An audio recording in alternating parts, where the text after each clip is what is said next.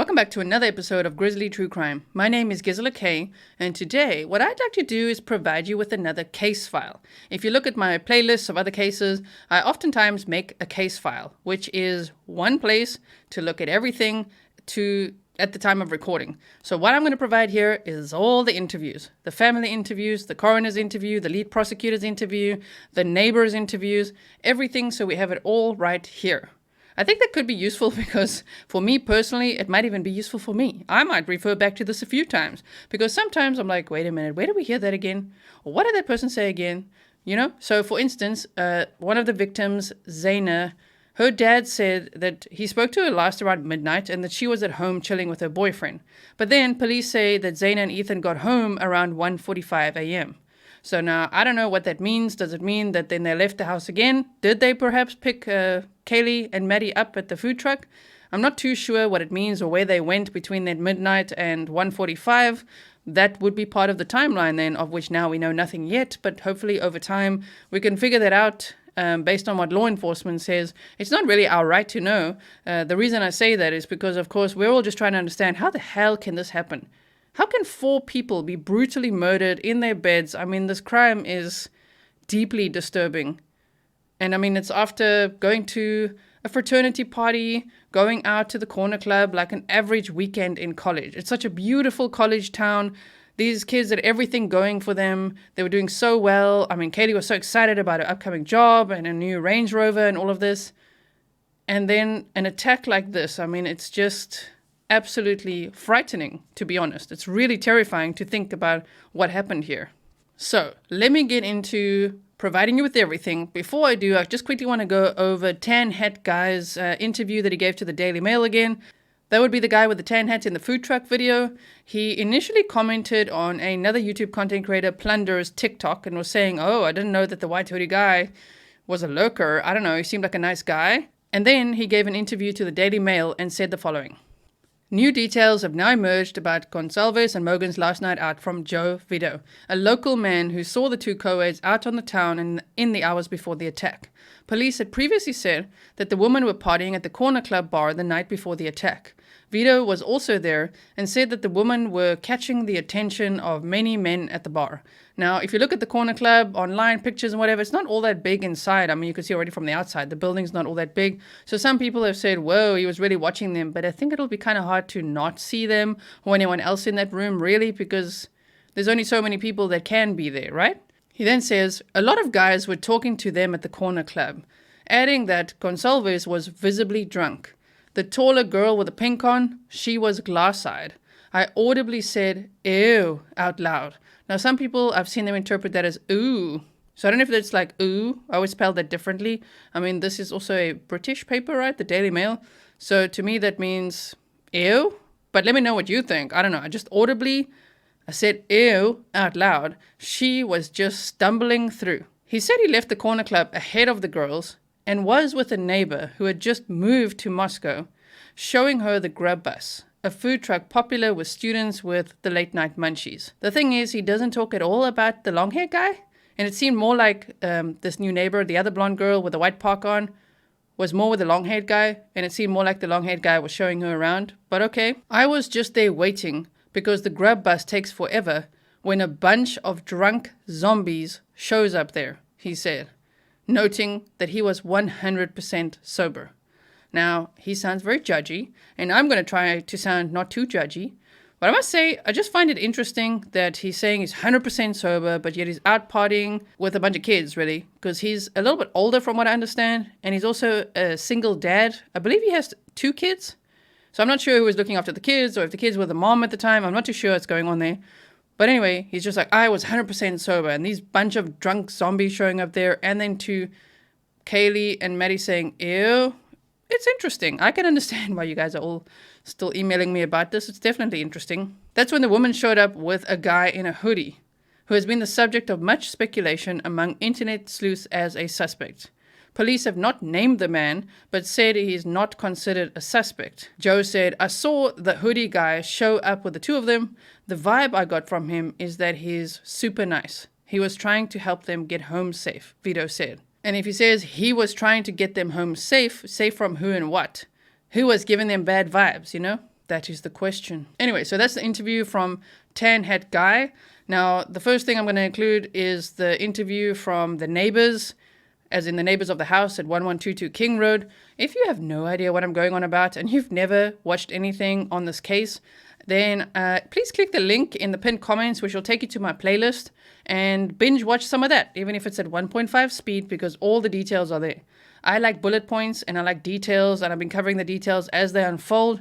So go check out those presentations. We've looked at everything from day one. We've looked at the inside of the house, yes, on all those Zillow pics and everything. We've even used our magic pen to draw how the killer would have moved through the house.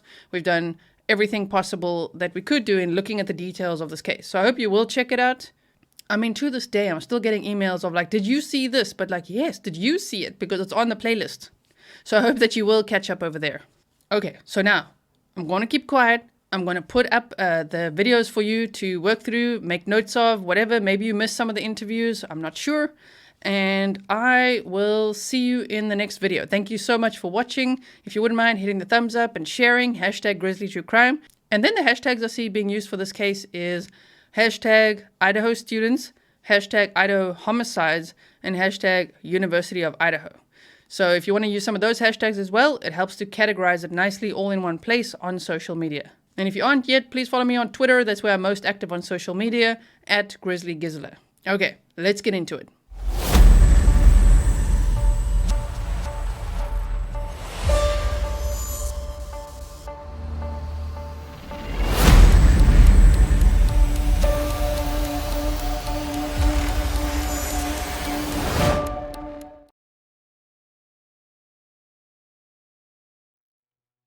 Small town feel, lots of hills, but it seems like a really close-knit community. All of my professors and stuff that are from here, seems like they've been here for a decade or longer, and they seem to know just about everybody. So I would say it's a fairly small community, even though there's roughly 20 to 25,000 people here. The officer that came by door to door, he asked if we had any sort of surveillance or if we knew about any other cameras or anything in the area. Sadly, this is an apartment building, and I'm assuming it's relatively old, so there was nothing. Luckily, the apartment sent out an email a couple days ago saying they're adding new lights, which there is a new light up there. They're going to work on installing cameras just so that if anything like this were to happen again, there's a better chance of getting footage of who did it. It seems like everyone that has been here for a while is just devastated by it. The last murder here was 2015, so 7 years ago. And so it's not something that happens frequently. It's not like we're in a big city where it's an everyday occurrence. So something like this is just sort of rare, doesn't happen often, so people aren't used to it. It's really odd because, I don't know, I've never been this close to any sort of other like crime scene before, I guess, other than like a drug bust, like walking by a house and seeing cops with like a drug bust, but that's the closest I've ever been to a crime scene. So especially one of this magnitude where I could throw a baseball from my front door to the house, it's just odd. I went to bed early that night, and then I woke up to bunch of normal, and then a couple hours later we got a message and there was a bunch of police here, and then that was the end of normalcy for the past week or so here. Though the day that the police were called here, about an hour or two after that, an officer came by and just went door to door along here just asking if anybody had seen or heard anything. That's the only contact I've had with officers so far. House, occasionally there were parties that were kind of loud. Most of the time it was pretty self-contained. But yeah, as I would take my dog in and out to go to the bathroom, I would just be walking by, I would look up and I would see people in the windows almost every night, probably 4 or 5 nights a week. So there were a lot of people that went into and out of that house pretty frequently. And so yeah, it was kind of a party house, but again, this whole neighborhood is sort of like a party neighborhood because it's just off campus, so you sort of don't have to follow the university rules. I hope whoever did it gets found, because 4 people is not something that you just walk away from and act all normal. And so whether or not the cops think there's a danger, I disagree. I think there is a danger because 4 people shows that that person's dangerous. So I hope he's caught, preferably before I get back from break.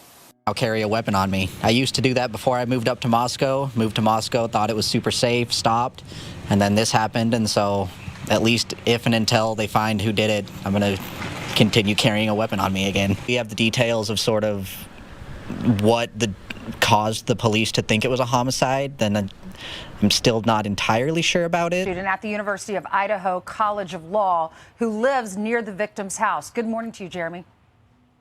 Good morning. Explain what you're seeing when you're driving through the neighborhood, what's going on, and what do you know about the people who lived there? So I didn't personally know any of the people that lived at that house. I had seen them going in and out of their house a couple of times as I would take my dog out to go to the bathroom. And ever since this incident happened, I used to see people out in the field across from the apartment complex just playing with their dogs. But then after this happened, it seems kind of like a ghost town. The only people I really see are police and media. So it's just really strange that everyone in that neighborhood is sort of left for Thanksgiving early or just left for the rest of the semester or whatever their plans were. It's just odd to see that it's only police and media in there around there at this point. Right. Jeremy, the police are obviously there. Have police or investigators gone around the neighborhood and knocked on the doors and said, hey, did you see anything? What do you remember? Do you have any video? Stuff like that? Yeah, so around noon on the Sunday that it happened, we all got the vandal alert to sort of stay sheltered in place. And then about an hour or two after that, an officer came by and went door to door along the front row of apartments, at least where I live, and just asked if we had any footage or if we had seen anything the night before, if we had heard anything. And that's the only contact I've had so far was just that one time that the officer came by. How would you characterize what's around you? It looks like a very wooded area. Are there a lot of deep woods around you where you could see people going in and out without being seen? For the most part. So what you can see is behind the house, there's that little wooded hill there. For the most part, it's houses and apartments, other than that little area right there. Yeah. Jeremy, but yeah, just Moscow generally. Oops, sorry. how scared are you and your neighbors? I mean, this person who did this is still on the loose. I definitely don't feel comfortable. I'm not necessarily as scared because the cops said that it seems like a targeted, isolated incident, and I sort of believe that based on the fact that 2 of the people in the house were unharmed. But yeah, obviously anyone that can just go out and kill 4 people is a danger to the community. And I sort of mentioned in the last interview I did that I hope that he's caught, preferably before I get back from Thanksgiving break. Yeah. But yeah, it's definitely just an uneasy feeling being around there. We're all looking for more information to figure out who did this. Jeremy, Reagan, thank you very much for joining us today. Thanks, Jeremy. Yeah, thank you. You can wake up in that morning, on Sunday and you just go to work and you don't really think anything of it. I was at work and the only thing I heard about was like the unconscious person. And then, I didn't realize it had more severity to it till I got home and I could hear the clicking of the cameras. It's just nerve-wracking mostly and stressful because she's always home alone because I work in the evenings and stuff. And just surreal, almost like something out of a TV show, not something that I would expect to be experiencing so close to home. Then I had left for work like around 11:45 and I never saw or heard anything. The night before I was up till like 2 and never heard anything at all, anything out of the ordinary. It's just been crazy with just how quiet it's been. Yeah. Because we're used to having like some sort of music, hearing music when we come home from work. They always had little gatherings, so they always had music going. So, for us, we never assumed anything different. Yeah. Because they're so This used house to. did. Yeah. They always say it's a party house. Not necessarily. No. They had like small gatherings, maybe like 10 people or so, and it never really got crazy other than like the usual college student stuff. But they were actually pretty respectful, considering.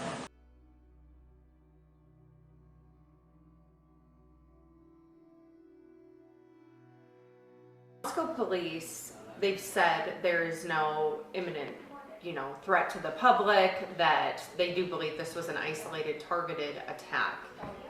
What is your take on that sentiment? Yeah, I don't share that sentiment. Our family doesn't share that sentiment. I think that anything can be isolated until it's not. And until we have someone in custody, there's no way with any amount of confidence to say this is isolated. You know, it's not, it wasn't a hit and run. They're on the loose. No one's been arrested, so. Yeah. It wasn't a hit and run and they got scared and drove off. It wasn't a car accident. Someone did this with the purpose of doing this. Not once, not twice, not 3 times, but 4. And I don't know of anything scarier than that. I don't know what more people could be scared of. And I do want to add, being vigilant in this case is not enough. They were vigilant. They did go out in pairs. They did Uber downtown with a trusted Uber. They did Uber home with a trusted Uber. They only went to trusted places that they went every other weekend. And this was in Moscow, Idaho. It has a reputation of being one of the safest Absolutely. college communities in the country. They lived on one of the most iconic streets. For being seniors, it's kind of a well-known place. And, you know, I obviously don't know for a fact, but I know my sisters, and I know for a fact they locked their doors. So by all means, they did everything right. Correct. There was a keypad on their front door. I will say, due to the, you know, closeness of the community and due to the safeness of it, I think a lot of people had, you know, access to that door. But yes, that door had a keypad code on it. Somebody knows something. Exactly. If you could talk to witnesses, to anyone, to maybe somebody who has heard a confession already at this point, and you could speak directly to them, what would you say? Yeah, I would say if you know anything, if you think anything, if you heard anything, if you saw anything, just call it in. Even if the next morning you were taking your dog out for a walk and they were sniffing in a bush and there was a glove, call it in. Because it could be absolutely nothing, and if it is, then I am happy. And it could be absolutely something. And if it is, I'd rather have it called in 17 times than never called in at all.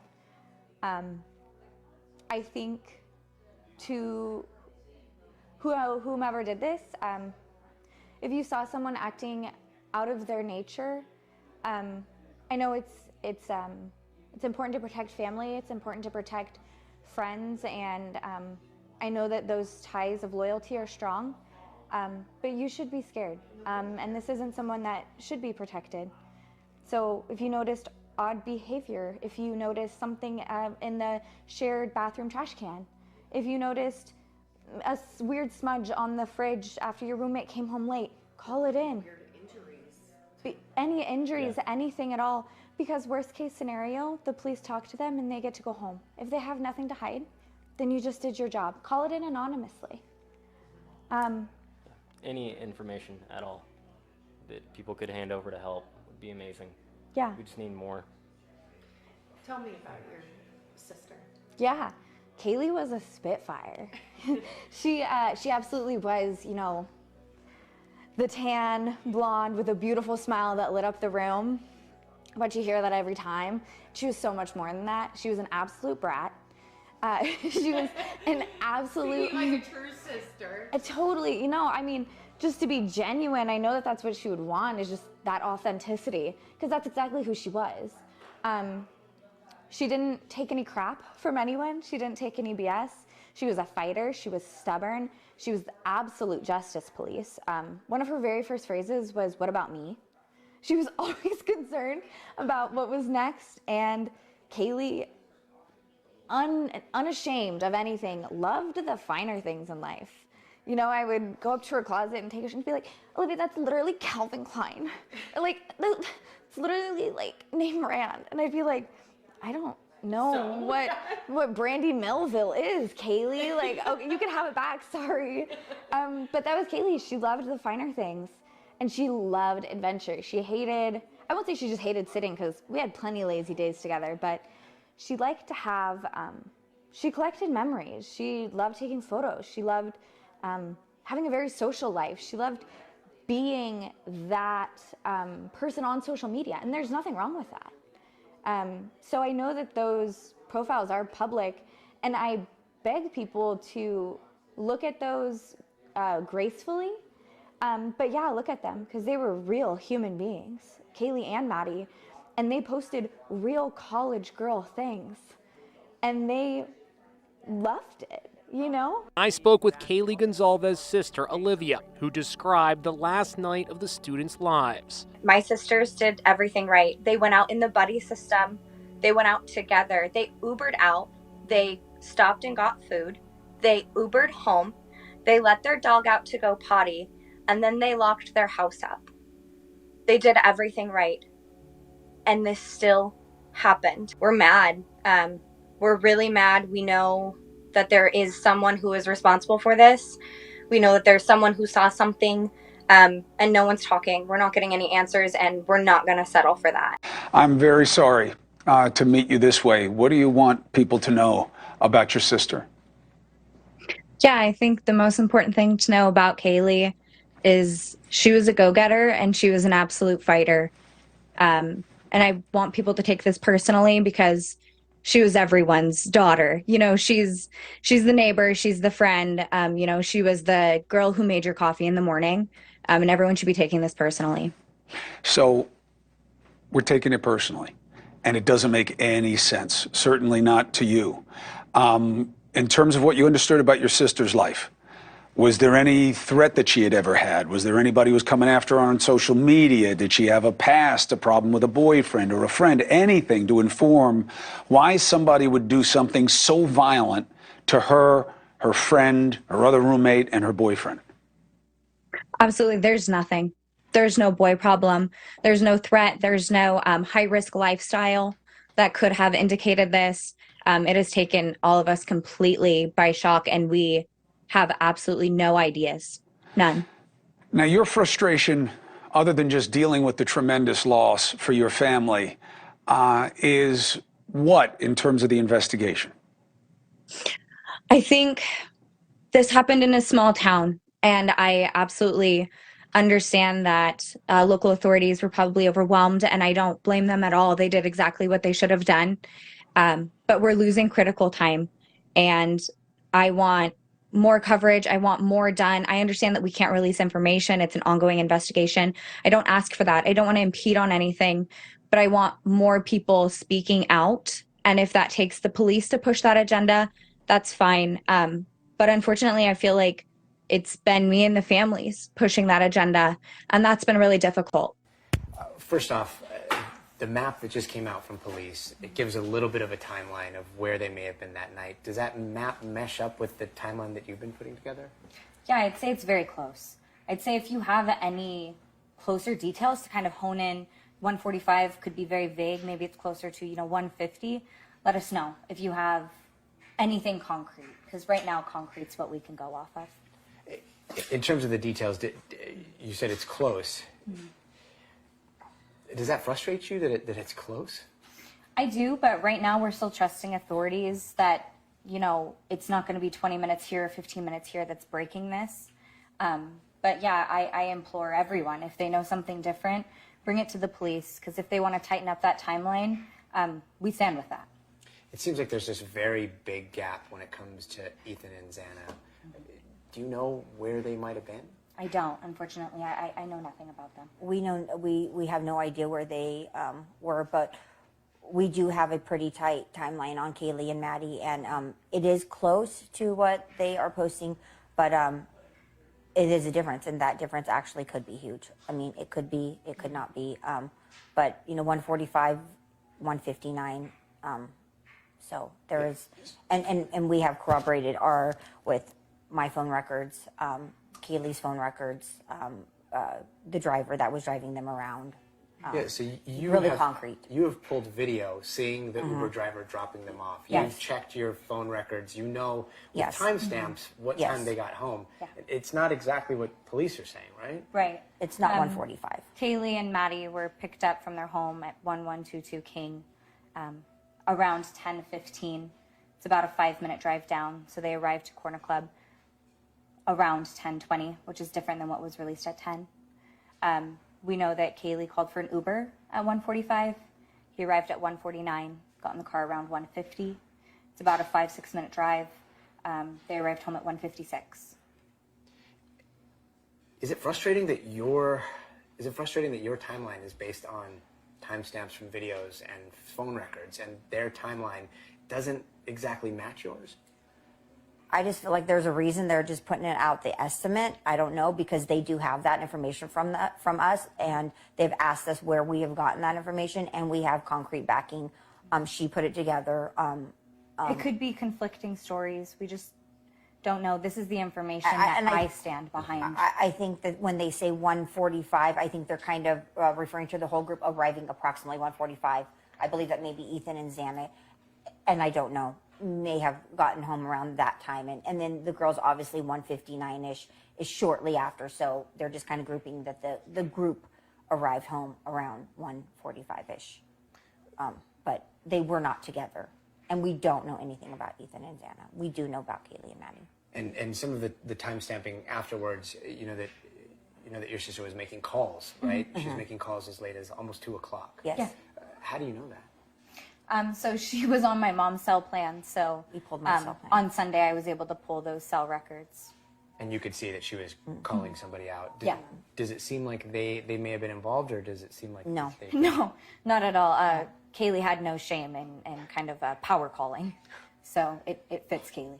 Yeah, no, yeah, and we know who she was calling, and this person is, and this person was asleep, unfortunately, was not getting the calls, and it was, I don't know, a few calls for half an hour. She called him a couple times, but no, it was not. We do not believe she was calling him for help.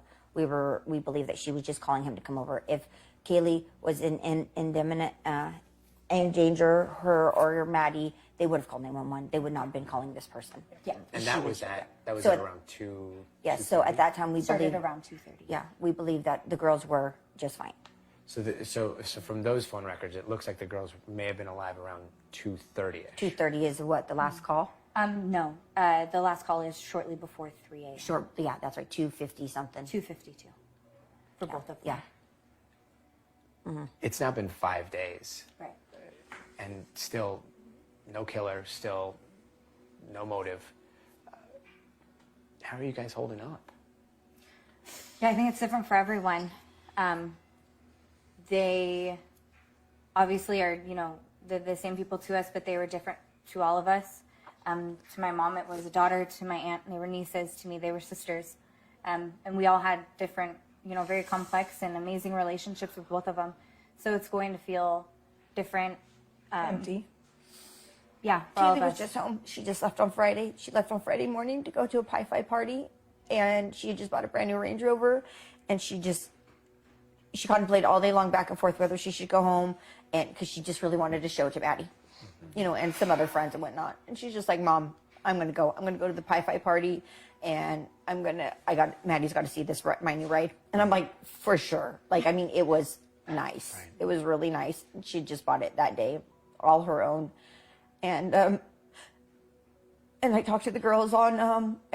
She had a fun time on Friday night. Both of the girls, and then both of the girls texted me on Saturday. So you were talking to them Saturday afternoon. Yes, Saturday afternoon. They sent me pictures of themselves, and Kaylee called me around 2:30ish on Saturday afternoon. And then I was texting Kaylee just randomly on Sunday. And right about those, when I look back at my times that I was texting Kaylee, the police were swarming. So you were trying to get a hold of her on Sunday morning. Yeah, just random talking. Yeah. Just, hey, what's going on? How did you guys do last night? We talked a lot. And she was supposed to be home on Tuesday. She said she'd be home on Tuesday. We were talking a little bit earlier, but whoever did this is still out there. Yes. Do you have a message for them? Turn yourself in. Stop all this. Let us mourn our children, and we can't when we know this person is out there. You know who did it. You know who you are. Just end it. The guilt has got to be just overwhelming. It's got to be sickening. Stop hiding. Stop running. Just turn yourself in. Just turn yourself in so we can move on. We can bury our girls. We could have a celebration of life for them. And continue to mourn and try the best to heal, start the healing process. But we can't with this person just running around out there. This person's dangerous. And we fear that this person will do this again. Now that he's done it once, he can definitely do it again. We have no idea why. None. There's no reason why anyone should have been targeted for any reason. These were young, beautiful children that were starting their lives, and they were successful, and they were go-getters, and they were strong. There's absolutely no reason for jealousy or anything for someone to take for children's lives like this. Turn yourself in. You owe it to these mothers of these children, these fathers, these families. You're wrong. Turn yourself in. You said something that I've never even thought of, which is, it's almost the worst nightmare, which is how do you bury your daughter knowing that they could possibly come? It's going to be, the services for these girls will be huge, public. And to think that this person is sitting, there at the church, I can't. You're worried that the killer Yeah. might show up to their services. Absolutely. Their candlelight vigils, all of that. It makes me sick that this person could be there, standing right behind us, waving a little candle. It's sickening, absolutely sickening. We're sick. We're just sick. We just want it to end. It's a living nightmare. Yeah. It's a living nightmare. Now, in terms of what police have been able to communicate to you, have they been more forthcoming? Are they communicating with you enough? I think it's an ongoing investigation. I think at the end of the day, I'm not an investigator. Do I want more information? Absolutely. But we don't know if they have Do it. I know that they have it, or do I know that they can give it to me? No. So, of course, I'm frustrated. But I can't necessarily point that finger direct. Based on what you've seen so far, are you confident in their investigation? I have to be. Right now, I have to be. We're counting on it. And I think that it's easy to sit back and say, oh, I would have done this, oh, I would have done that. But I don't know what they walked into. I don't know what they've done. Are there definitely some things that, I've heard that I wish I hadn't heard about the investigation so far? Absolutely. But right now, I can't. I am frustrated that I don't have more information. But I don't know if they have information that they can give me. We don't know. We don't know. My husband is in contact with them every day, the FBI, Moscow, Idaho State Police, and every day he just says, nothing, babe. And I'm like, nothing? And he's like, nothing. I mean, just nothing. And I don't know if that's because they have nothing or because they're protecting the investigation. So, it's hard to be mad at them if, we just know they're protecting the investigation.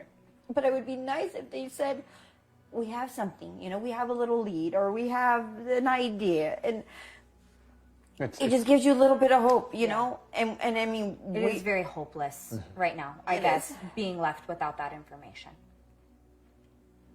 Yeah, because you can't grieve, you can't feel safe. Yeah, no.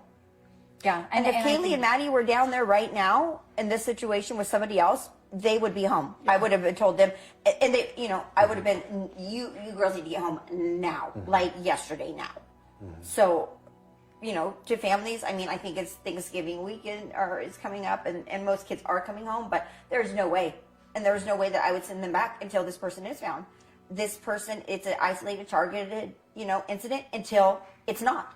Until this person was angry. This was not just, oh, he got drunk at a party and shot up a party, which I'm not putting anything down to, people have lost loved ones that way.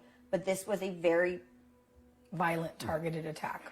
And hearing yesterday, hearing the coroner say that one person may have been killed in their sleep, is that something that you had heard?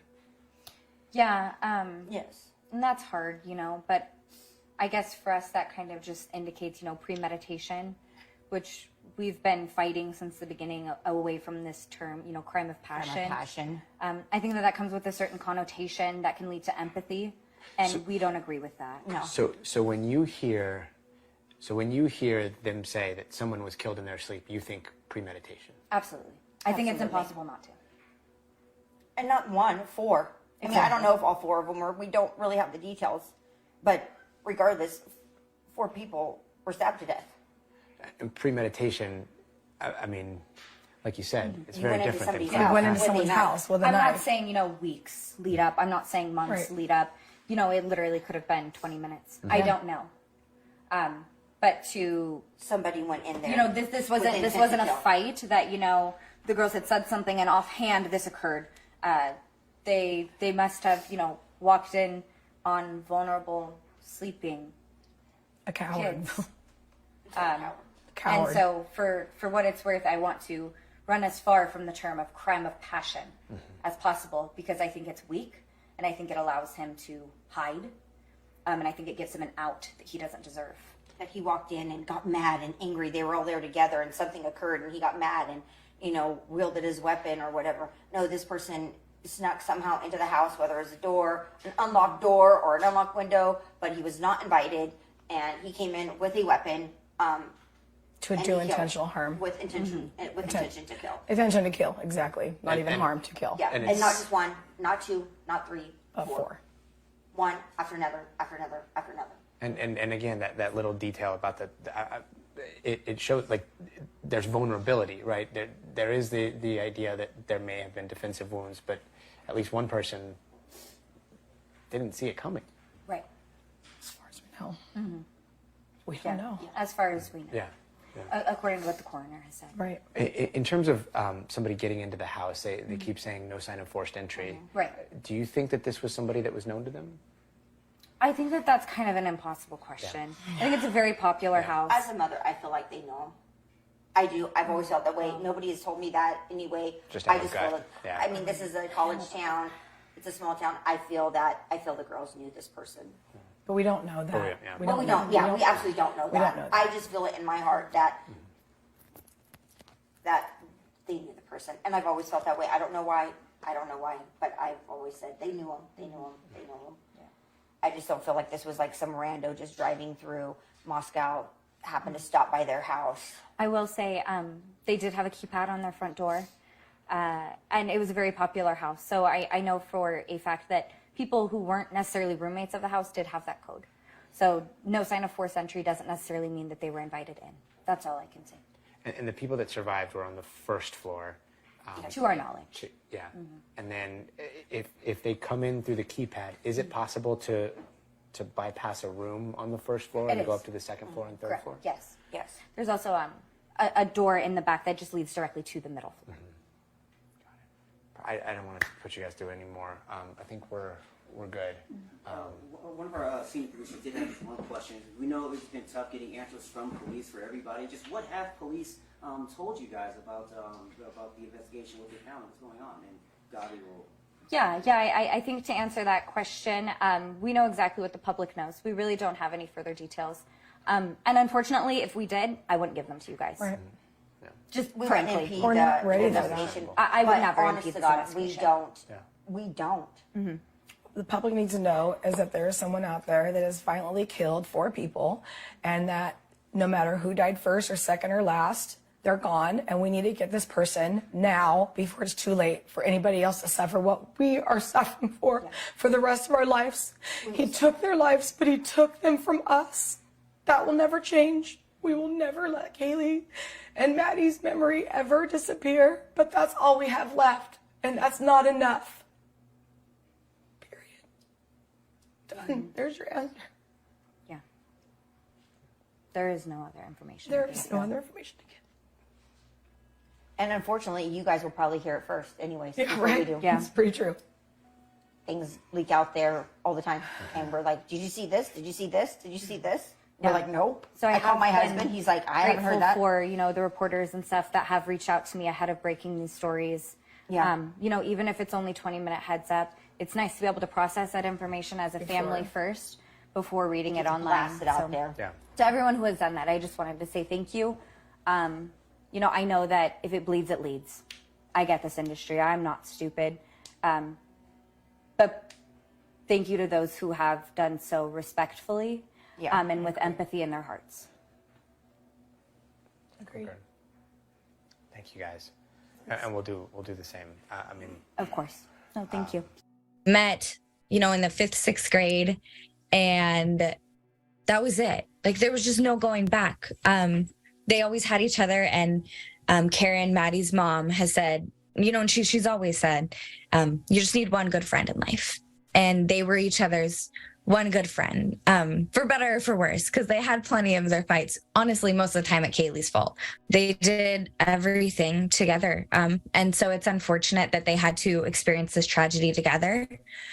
But we are taking a bit of consolation in knowing that they weren't alone. We can't imagine what they went through. But it feels a little bit easier to swallow knowing that they had each other. And to the individual who did this, your days are numbered. It's not a matter of if, it is a matter of when. And I would put everything in me on that. We have a lot of support from local authorities, from state authorities, from the FBI, as well as 4 families.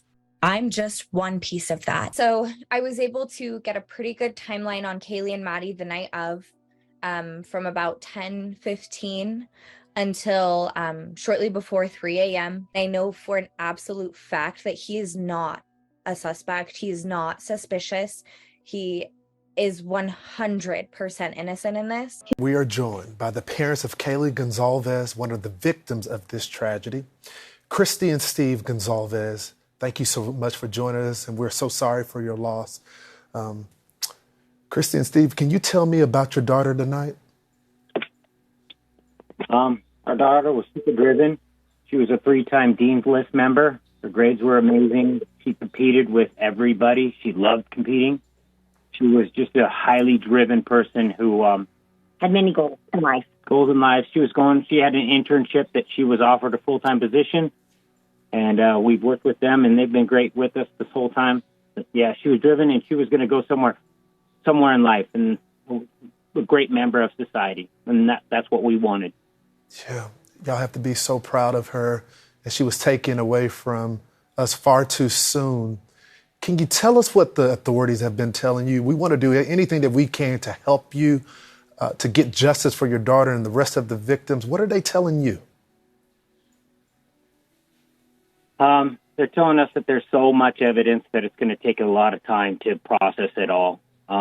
This wasn't like a pinpoint crime. This person was sloppy. He did whatever.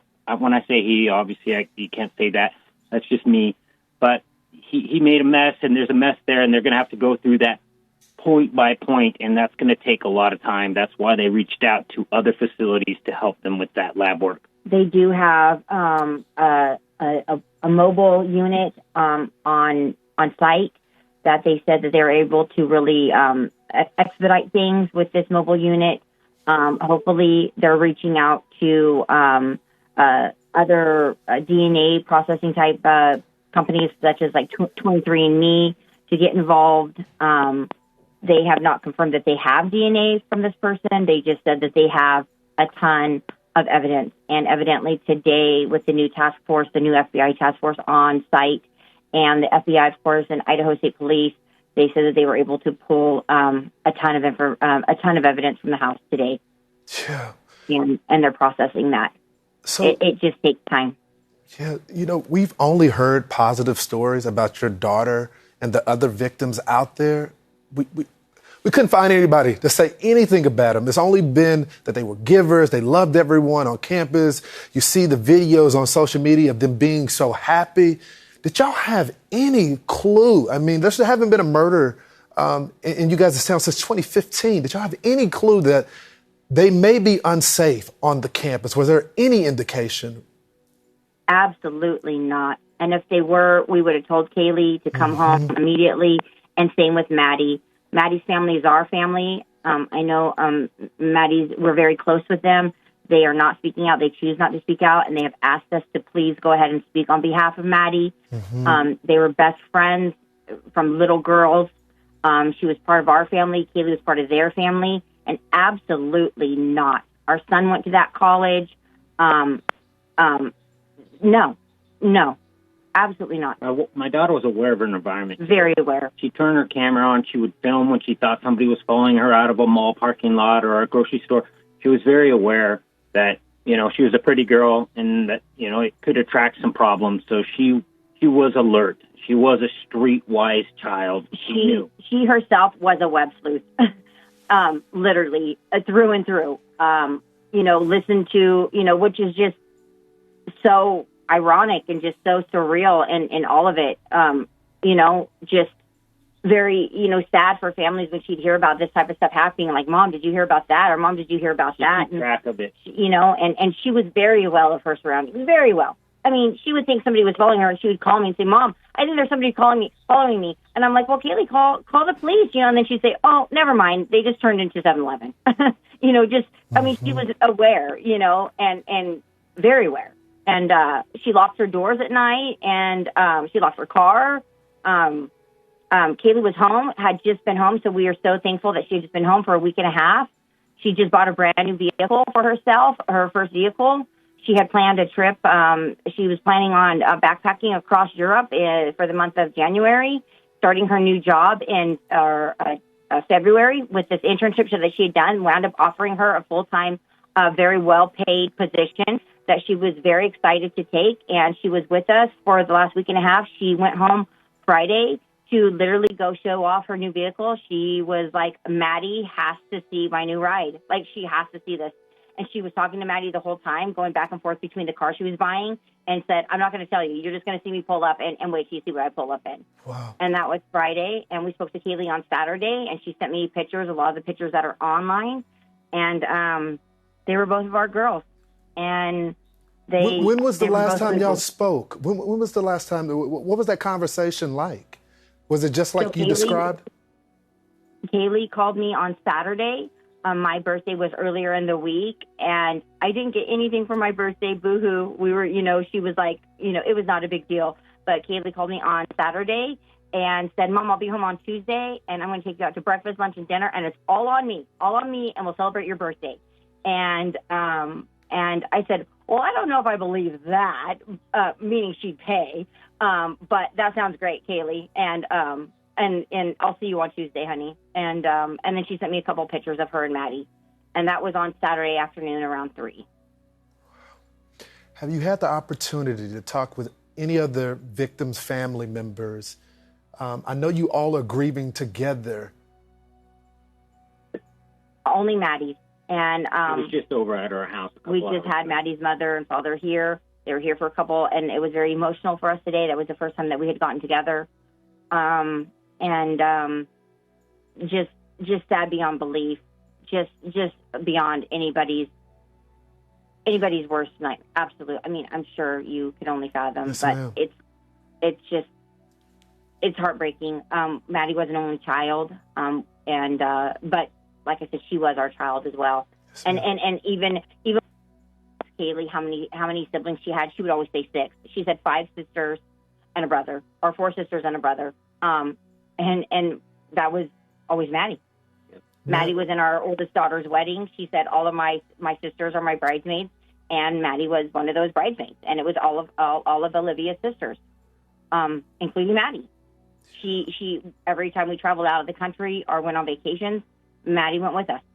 So this is both of our girls, and we will never stop looking for who killed them. We want to do everything that we can do in our power to get justice for your daughter. We keep hearing this name, Jack, and phone calls going back and forth. Can you tell us anything about that? We love Jack. Absolutely love Jack. We stand behind Jack 1,000%. Jack was Kaylee's boyfriend for many years. They just recently broke up. There was no animosity at all. It was a breakup on Kaylee's point. It was not, they still talked every single day. Kaylee just thought that she needed a little break. They were on the mend of getting back together. Kaylee talked to Jack the whole time she was here for that week and a half. One of her last messages, she reached out to Jack and said, Jack, get back to me. And he didn't. She goes, we share a dog together, which they did. She's like, you need to reach out to me. So please come over. She was wanting Jack to come over. Jack is not, they're wasting their time with Jack. And Jack is just as distraught as we are. Jack is our family. Jack is 100%, 2,000% our family. And Jack is with us. and we stand behind him 100%. We're supporting him, and we know in our hearts and our minds and our souls, in the depths of our souls, Jack is hurting, and Kaylee and Jack would have eventually been married. They would have eventually been married, and they would have eventually had children together. So to say ex-boyfriend, it was Kaylee just being a brat, being like, I just need a break. But Jack was in her heart, and they were close to getting back together, and that was just Kaylee being Kaylee. So, absolutely, Jack is no. We don't think he's a suspect At all. Wow, ma'am.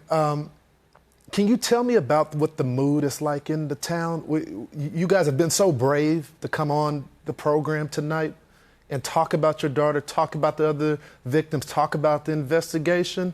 But a lot of people that weren't even, it was your daughter that was murdered. They are afraid to come on air because they feel like they could be next. Are you hearing the same thing in the town?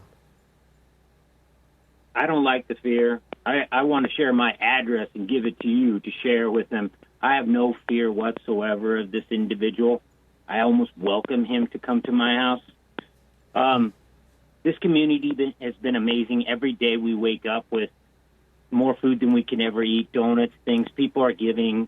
The whole community's crying. Everyone is hurting. Everyone feels the pain of this. That one shiny thing out of all of this is I've never realized how beautiful my community is and how much love there is there for people. We just have one bad person, and we have to find that guy. And, like my husband said, if he would like our address, we'd gladly give it to him. We'd love for him to show up. We're not running. I'm not hiding my stuff online. It's there. You can look me up. Christy and Steve, we continue. We can't speak for those families. Yeah. We continue to support you guys, and we want to remember your daughter's legacy tonight. What can we do in this stage of the investigation to help our audiences? We'll put the tip number up, but what can we do right now to get you guys answers?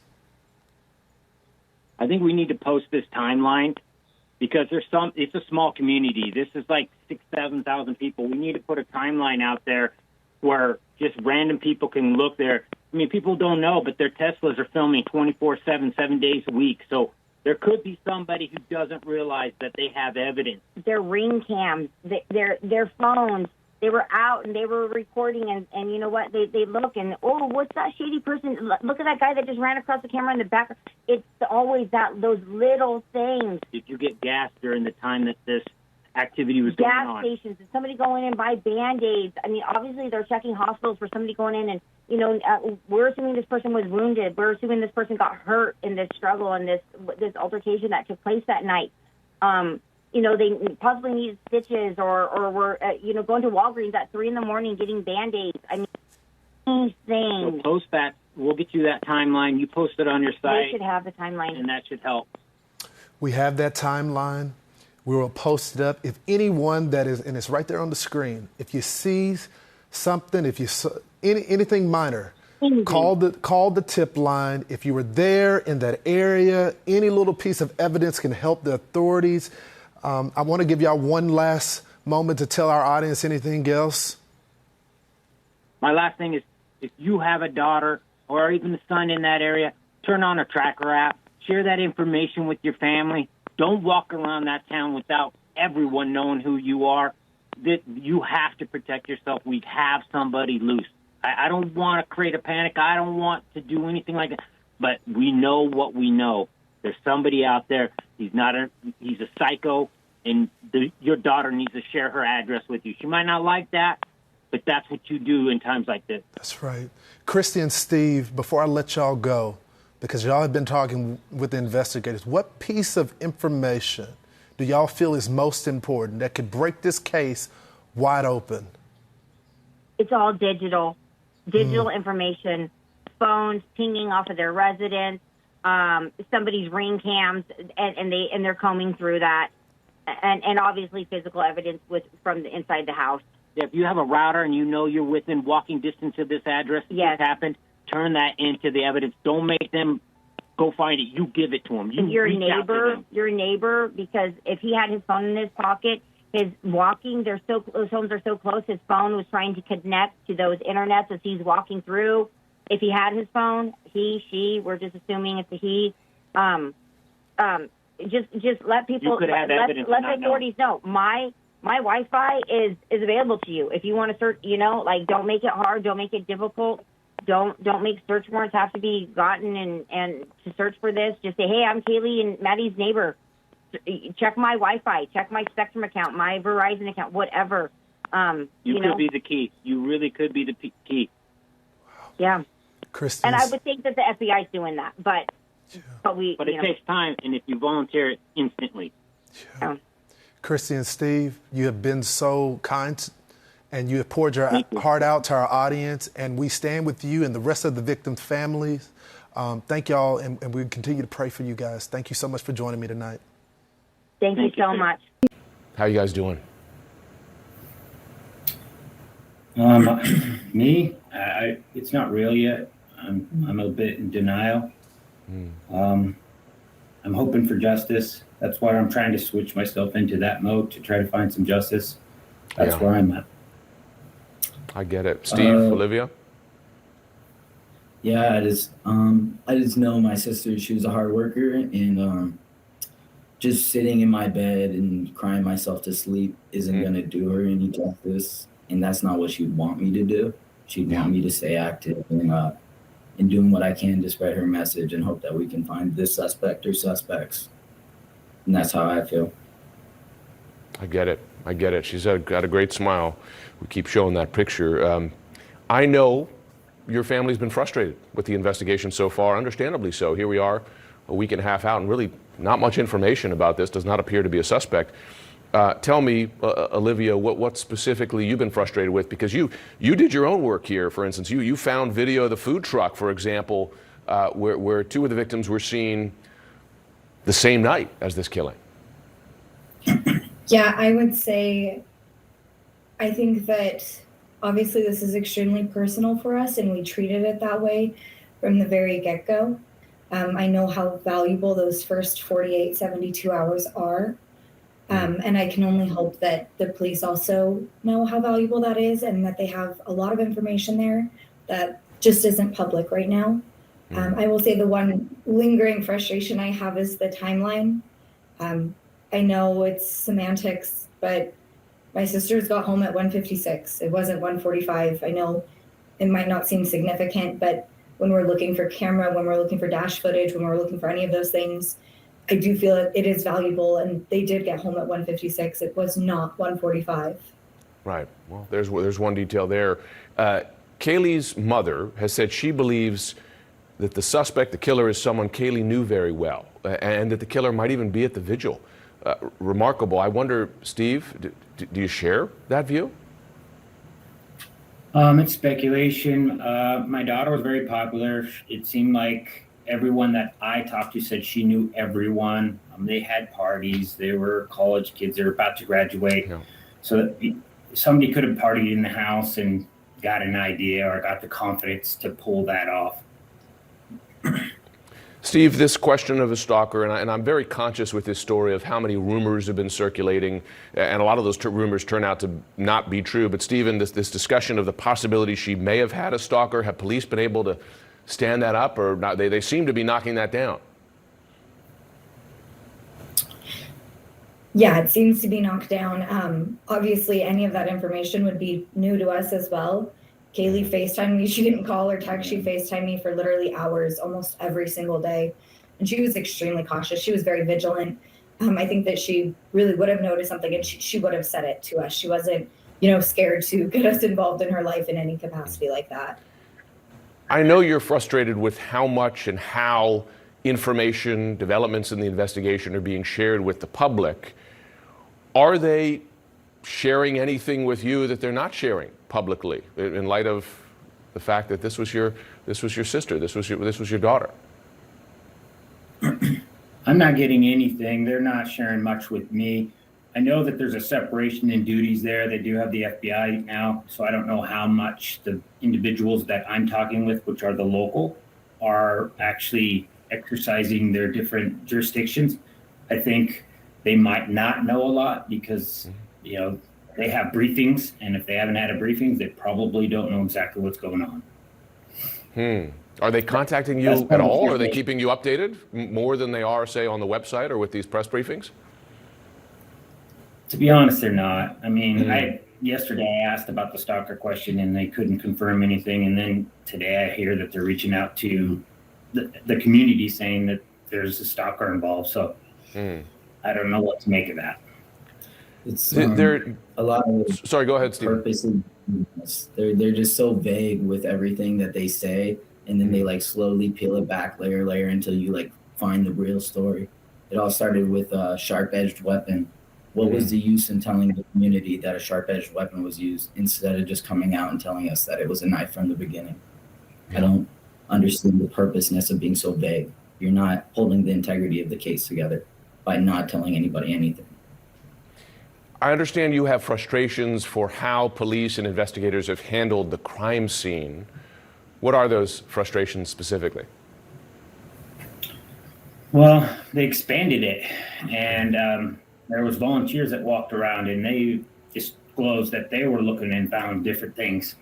So, you know, they did share with me that that may have more to do with keeping cameras out than it actually does with evidence gathering. So I hope that that is indeed the case, because it would be pretty disheartening a week later to know that they didn't have the right crime scene.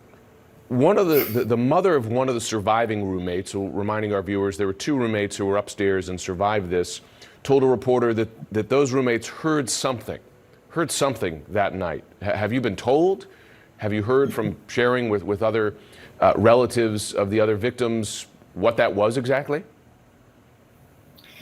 No, I would say for us that we did hear those rumors, but right now we can only leave it at that.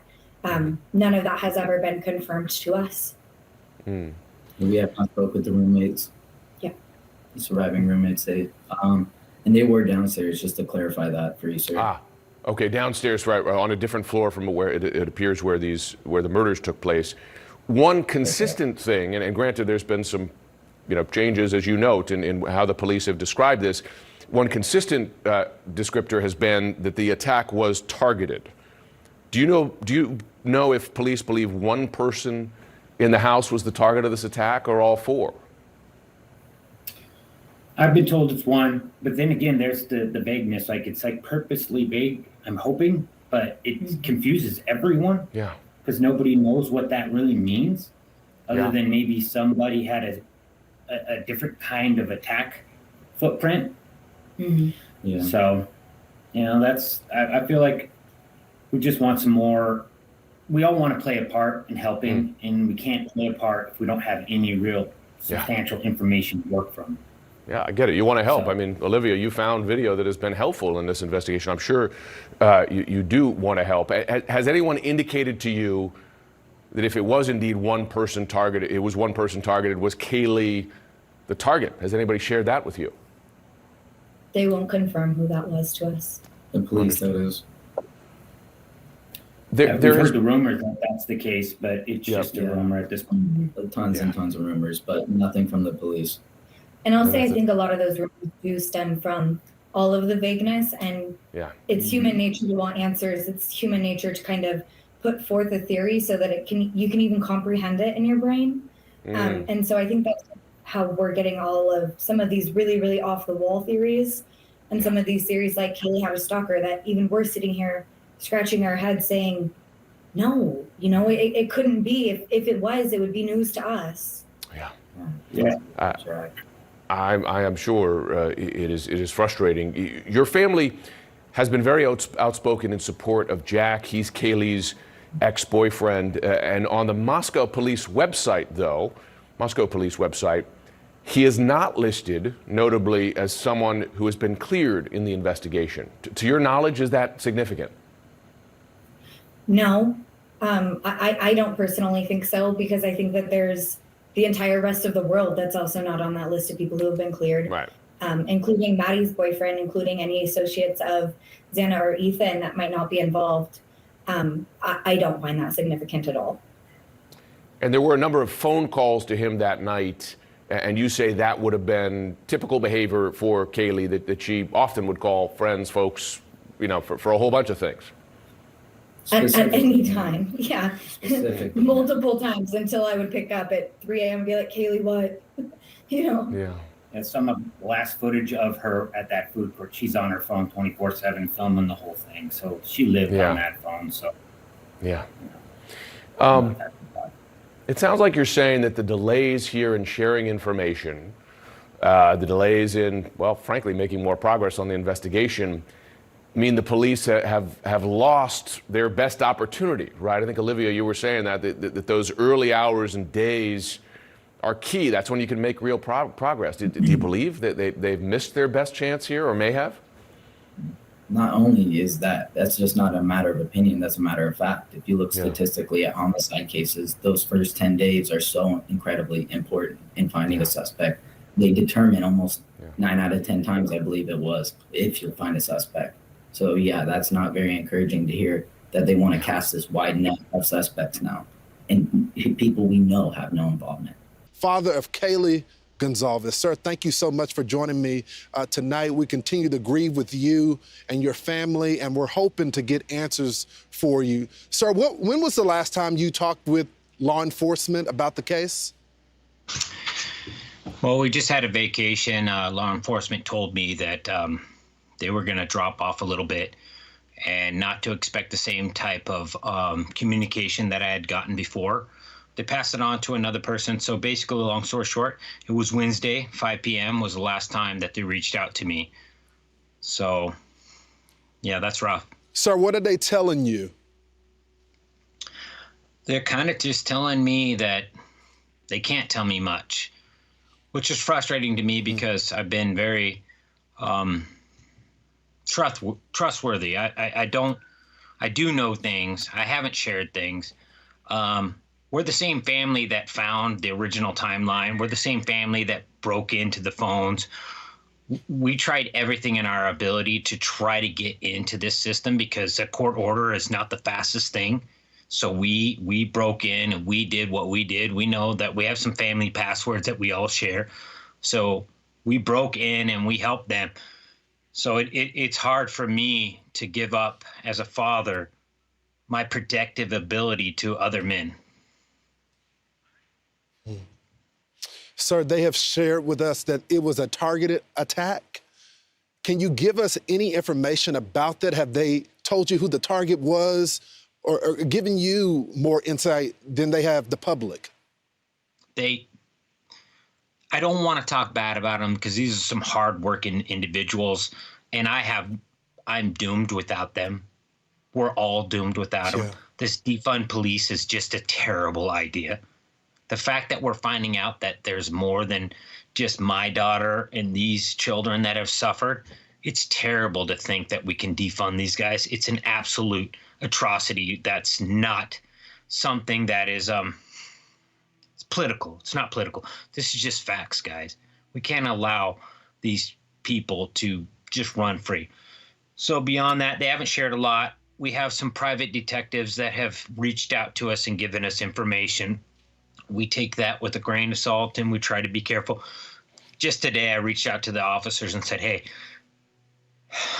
this guy's treated me with respect on the show. I'd like to share some things with him that I found out on my own. And they asked me to not do that. So we're holding our tongue. We're waiting patiently, but we're definitely concerned. Yeah. So, sir, I had the opportunity to speak with those same law enforcement officials today and was able to get some information out from them as well. We want to do everything that we can do to get you answers and to solicit more information for the timeline. But there's gaps in that timeline. Is there anything that you can share with us that may put people in that direction where they would feel willing to share about that timeline?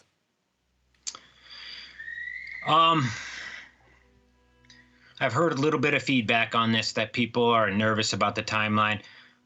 I'm going to tell you guys that there's so much attention on this. If you can share your information, if you can post it, I mean, it's the internet. You can do these things anonymously. Go forward. You don't have, and for those people who are afraid, like maybe I was intoxicated or I'm underage, that's not what they care about, guys. They're not looking at that. That is not going to happen. So give your information, give out that picture, that image, that video, that selfie, whatever it is, give it out and know that there's zero chance that they're coming to you for, ruining your career or your anything along those lines. They're just looking for data right now. And you could be the key. You might be something that has been overlooked. So I just implore people to come forward, especially when you're even close to that timeline, because technology is the only thing that doesn't lie, really. It's just data. And then we can analyze it as a society and determine what it is, but it doesn't lie. It's just simply data. So it's better than an eyewitness. It's better than anything that we can produce. It's right up there with DNA. And I just implore you, sometimes even if you think that selfie has nothing in the background, maybe there's a car that should be there, that somebody said in their alibi, I parked right here next to this tree. And then there's that tree and your car's not there. Steve, we're going to put that number on the screen for people to call. Thank you. Give any information. Sir, thank you so much for coming on the program. Keep us posted on what's going on in this investigation. We'll continue to follow it. Thanks again. Can you first just tell me how you guys are doing? That's a tough question. It is a tough question. It's not something you ever expect to hear, ever. Like the call we took from our kids who were there, and you just expect to outlive your kids. Honestly, I don't know.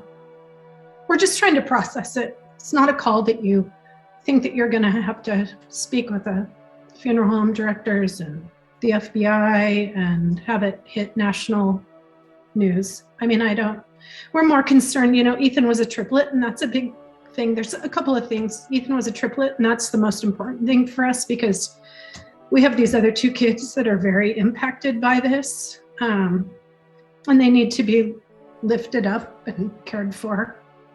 And I think the other thing that's important to us is the reason why we've agreed to do this is, number one, you're local. And number two, it's important for us to get Ethan's story out. We don't really want anybody else representing him. And it's hard to have people speaking on his behalf. So we think it's best for us to do this. And you did say, of course, that he was a triplet, and looking through the pictures he sent, like you said, they seem to be always together. I mean, did they all go to high school and then college together also?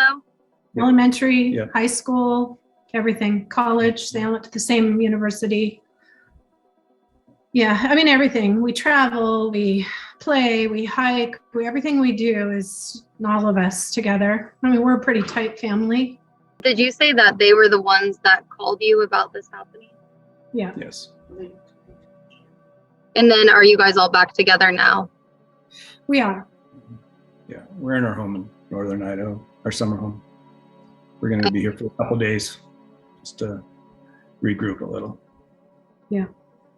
And can you just tell me a little bit about Ethan? I think I was told he was very athletic. I think he played, was it basketball and tennis or basketball? Just tell me a little about his interests. What did Ethan like to do? Anything. He played you anything. name it, he played it, literally. Yeah. I think we just watched a thing from the university, spike ball champion, volleyball champion. I mean, right? I mean, he just literally would play and do anything. He played club soccer for years. We traveled, all of our kids are athletic, and we traveled every weekend, and he was involved in anything. He just literally, he was, I don't know. He just loved to play everything. He did. All he the loved sports. sports. I mean, our love language with him was sports. Like, I literally watched, I follow like NFL football so that I can literally have a conversation with Ethan, because I could, send him a text message, and, that was I don't know, just everything. I don't know, that and country music. I mean, Yeah. you know, he's funny. He literally, we were trying to have a conversation really quickly about our favorite memory. We can't come up with one. I mean, he literally lit up every room, everybody. He was friend to all.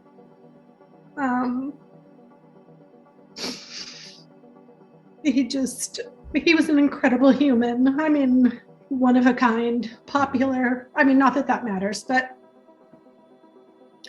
I don't know. I think we believe that if you literally asked anybody in his life, anybody, they would tell you the same exact thing. I mean, I just got an email from his counselor at college, and he just said, I loved that kid the minute I met him. He literally walked in my office last week, and it was just simply to say hi. He had a huge smile. The whole, like, you know, the feeling inside of the office changed just because he walked in. He always had something funny to say. That's been something we've talked a lot about. I mean, he was definitely the comedian of the three kids. He kept us all, I mean, we have the funniest videos of him. He's the kind of kid that everybody wanted to be around. You know, he was just a good kid. He's a good kid. That kind to all. Didn't deserve what happened. No. Oof.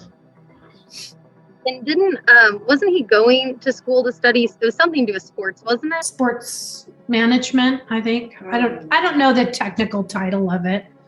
But yeah, I mean, we told him he should go be a teacher and a coach. I mean, he was incredible the way he worked with kids, and he refereed youth basketball on the weekends in Mount Vernon. I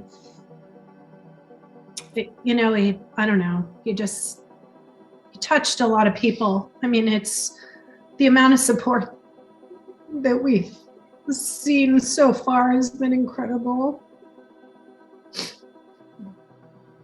Right? Yeah.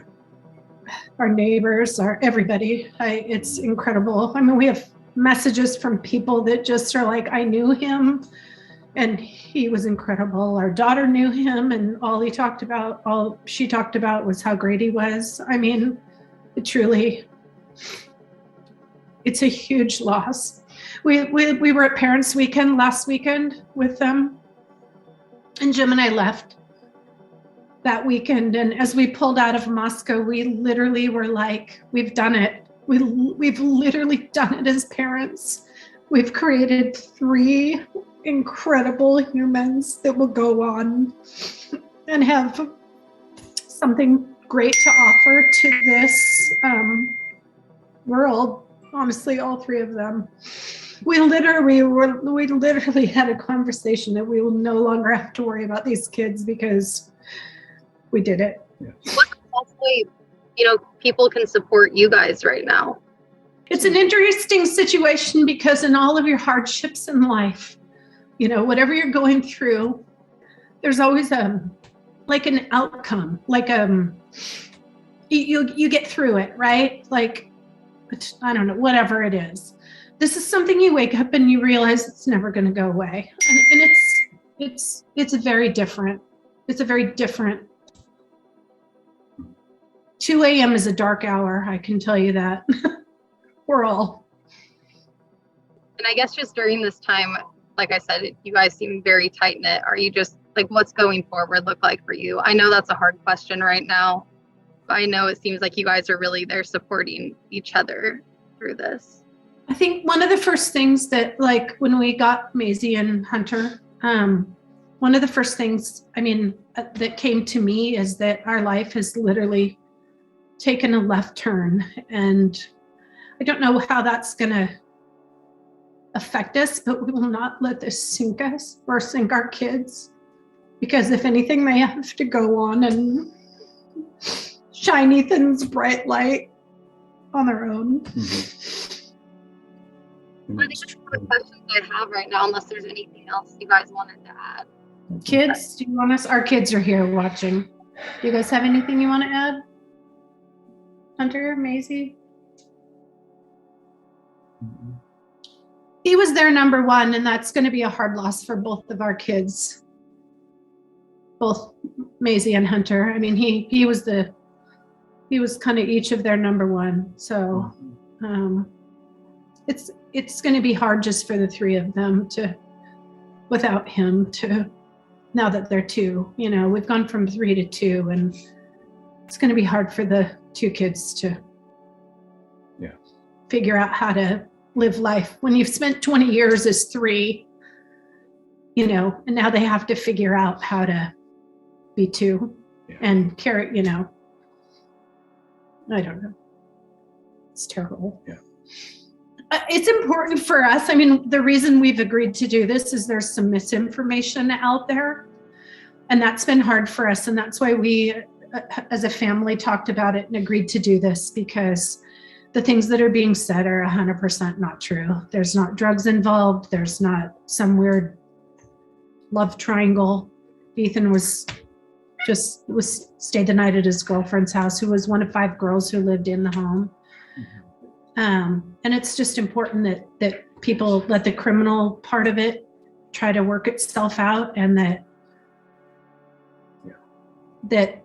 these kids, all of the kids were just really good, great kids. So, I mean, the light of the school, I mean, everybody knew them. One of them, I believe, was his girlfriend was also killed. Is that correct? Yes, Xana. Yeah, they were in the same room. And I think that's all the questions I have, but I really do appreciate you guys sharing more about Ethan so we can understand more about him and share more about him with, you know, Western Washington and the community here. Thank you. Thank you so much. Yes, a lot of questions. Xana Kernodle was raised in Idaho, but she spent time here in the Valley since her dad moved to Avondale a few years ago. He describes her as fun, smart, and strong-willed, and says it's impossible to imagine she was killed in the worst homicide police say they've ever seen in this small Idaho city. She didn't really worry about the drama stuff that much. Yeah.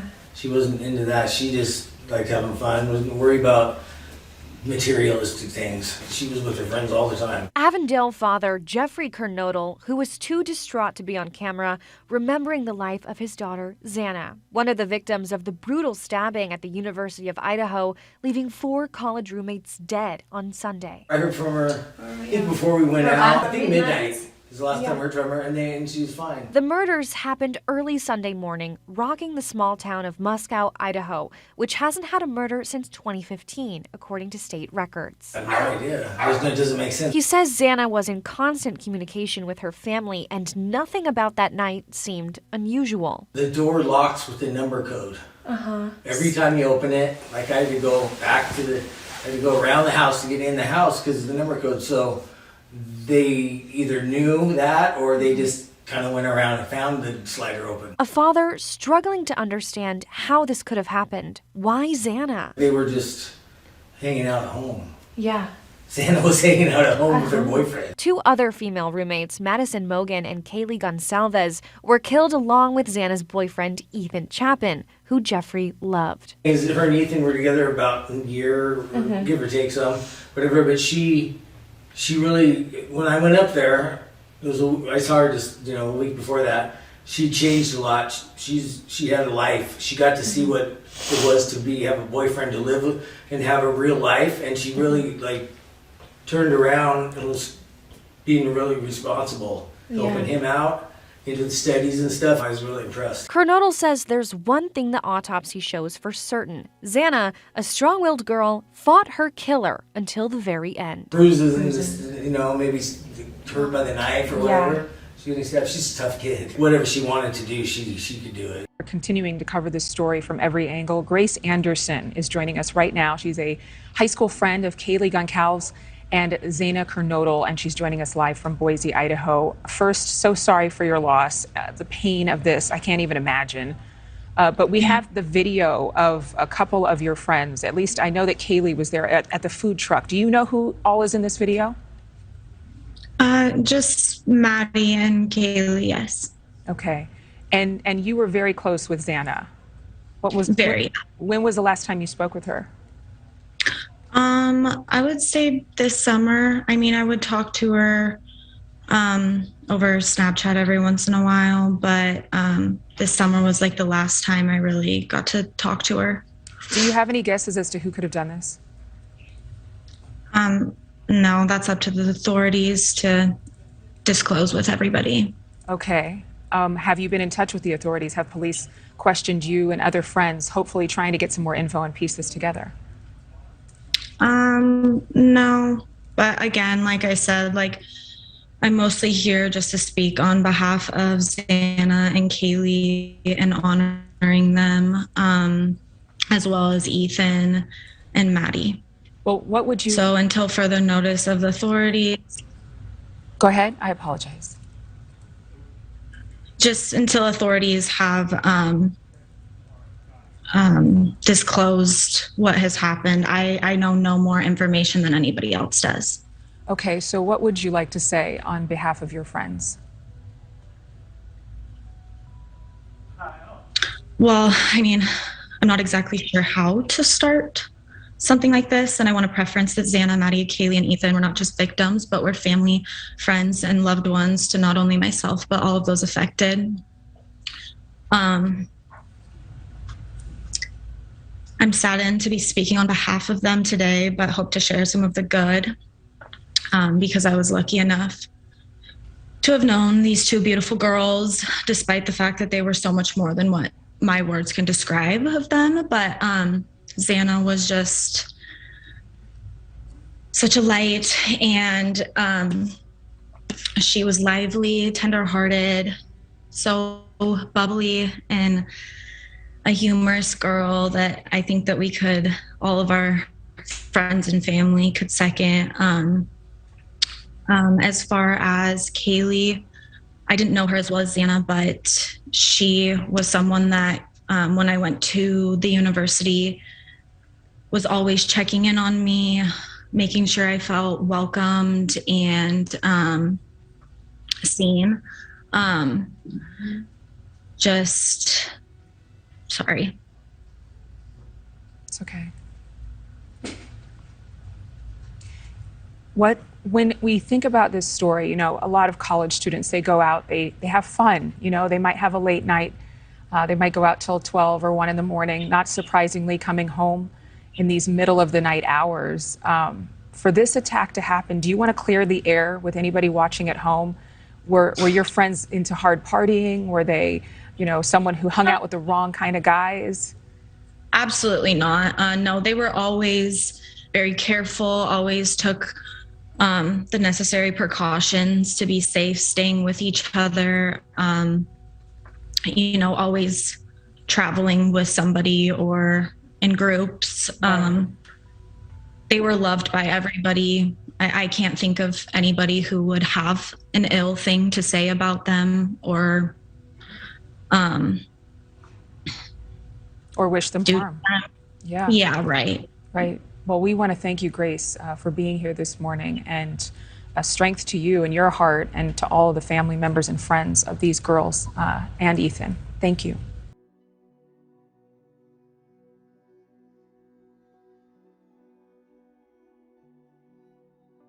And we're happy to be joined this morning by Latah County Prosecutor Bill Thompson. Mr. Thompson, good morning to you.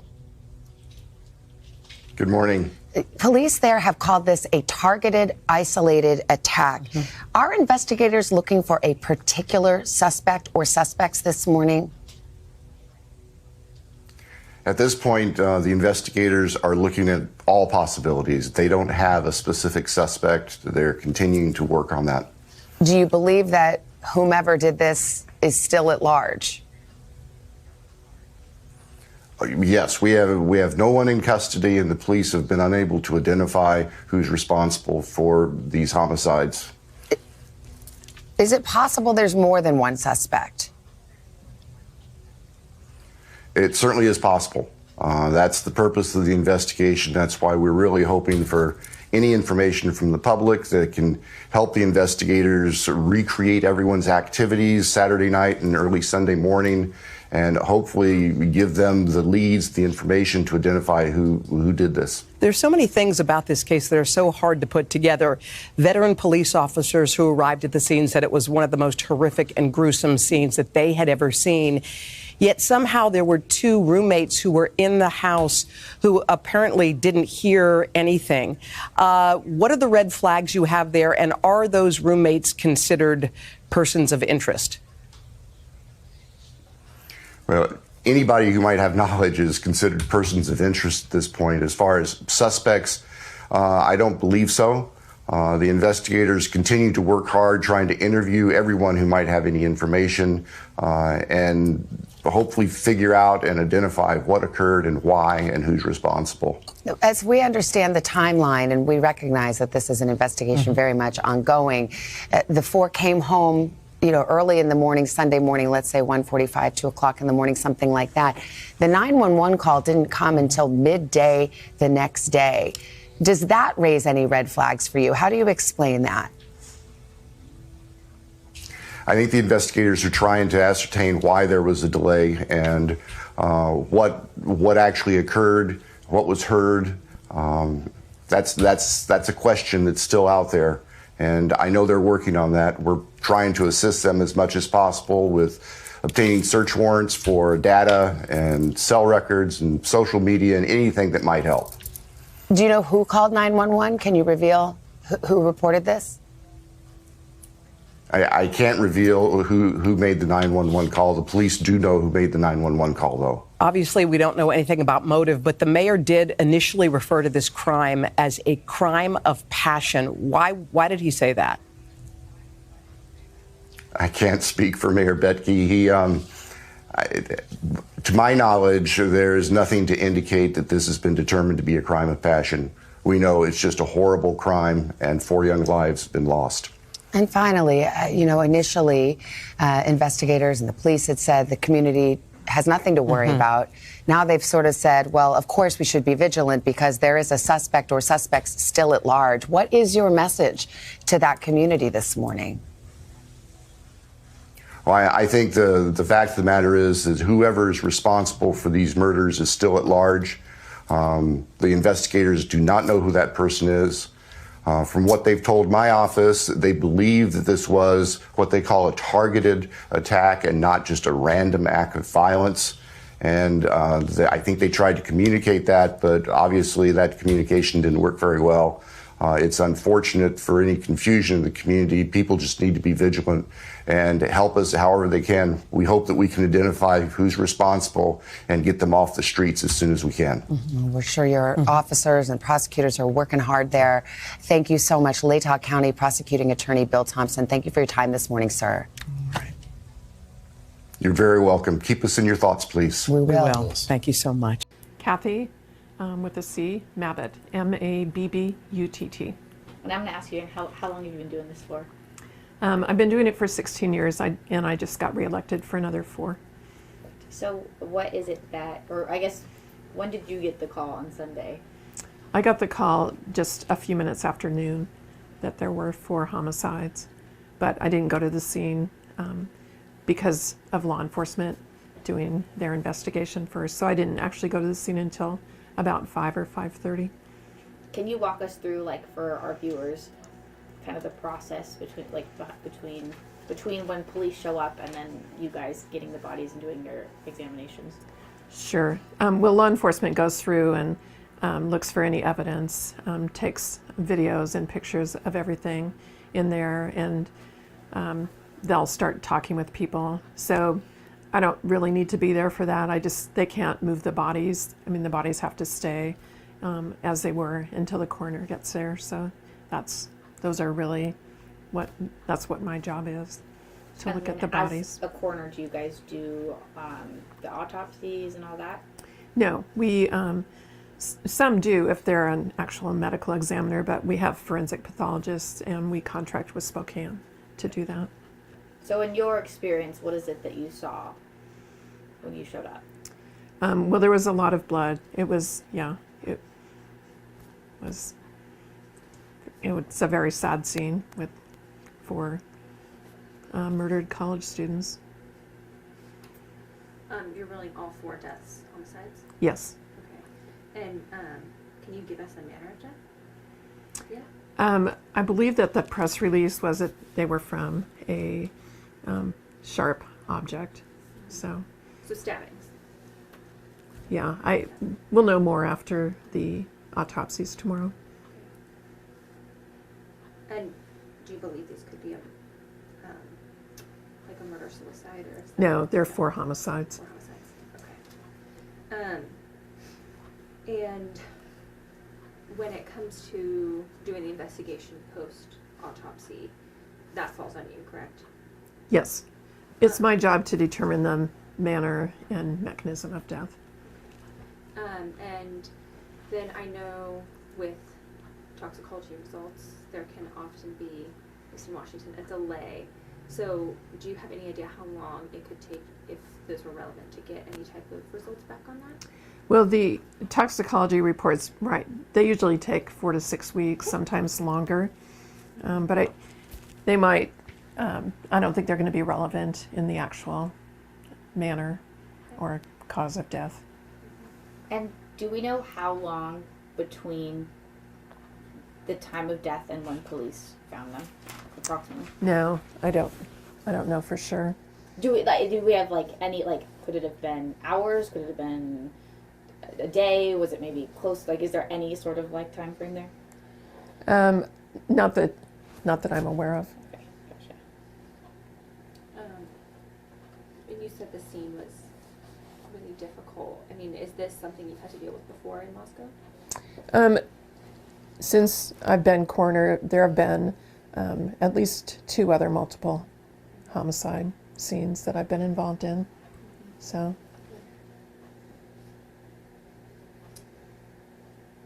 Would you say this is probably the most gruesome? Oh, it's hard to just single it out. It's the only one I've been to where there have been 4 people at one scene. There have been the other ones have had multiple scenes. And was anybody else injured, like any non-deceased people? Not that I'm aware of, but I wouldn't necessarily be notified either. Okay. I didn't know if that was like, because the injuries could be similar, it might matter to you. Oh, But right. no.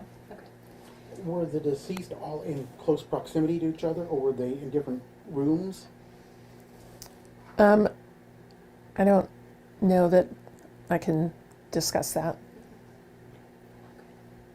That was my next question too. So I think yeah. Will we be able to get a copy of your report once it's concluded? I'm sure it'll be. Oh, sure. Yeah. Yes. Okay. Just call. Yes. Okay. Yep. Thank you. Do you know what the time frame for that would be? It just depends on how relevant the toxicology report is, but. Oh, okay. Okay. So it would like the 4 to 6 weeks. It could be. Gotcha. Yeah. Thank you. You're welcome. Yeah. Thank you. We appreciate it. Sure. Today, the county coroner released the cause of death. They were all murdered through stabbing with some kind of probably a larger knife.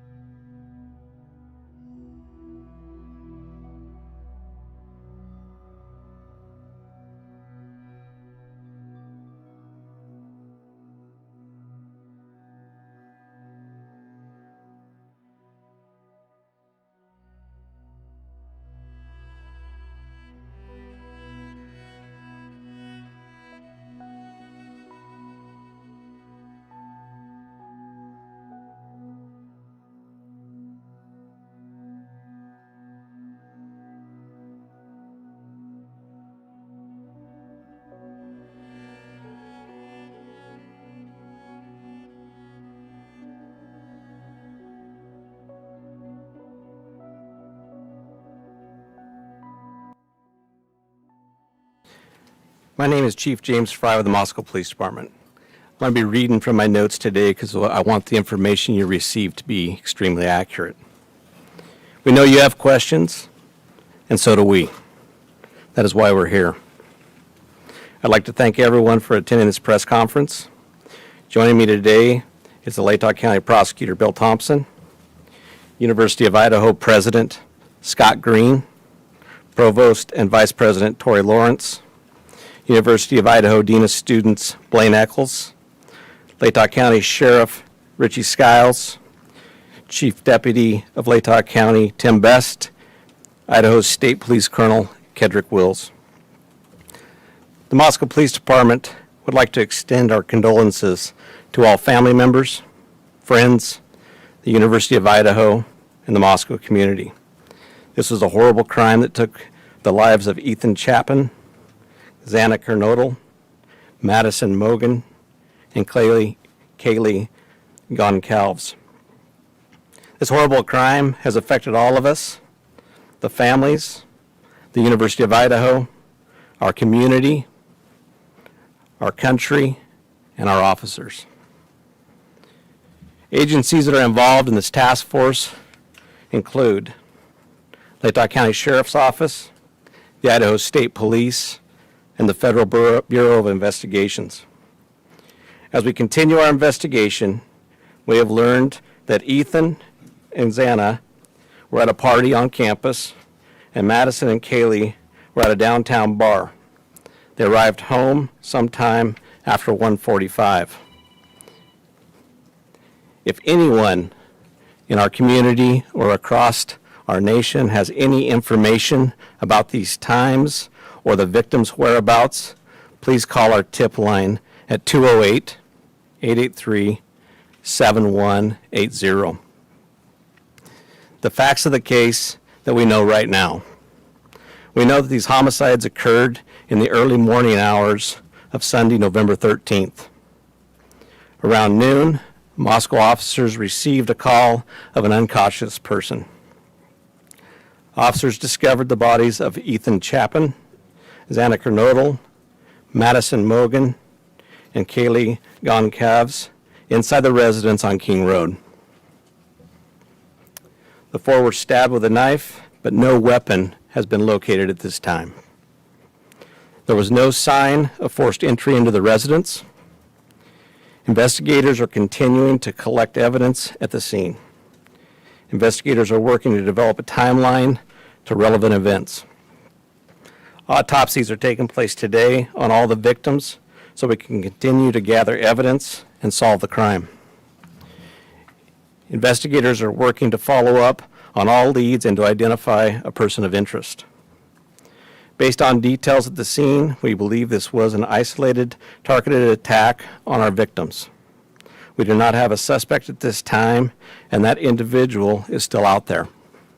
We cannot say that there's no threat to the community, and as we have stated, please stay vigilant, report any suspicious activity, and be aware of your surroundings at all times. What we don't know,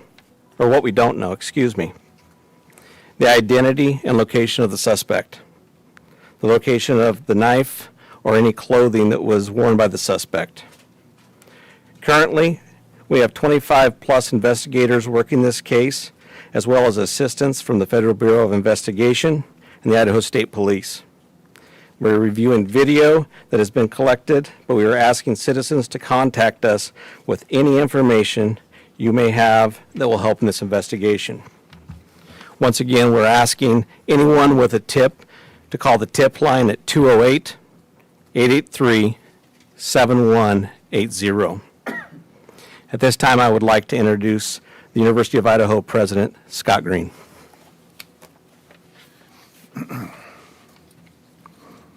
Thank you, Chief Fry. I'm Scott Green, President of the University of Idaho, and with me is Tori Lawrence. He's our Provost, and Blaine Eccles, our Dean of Students, will be available for questions after all of the statements are made. The crime, to us, this crime and the loss of these young lives is just simply beyond comprehension. While our small community is certainly not immune to such things, it's not a situation our close-knit campus is used to dealing with. First, my deepest condolences to the families.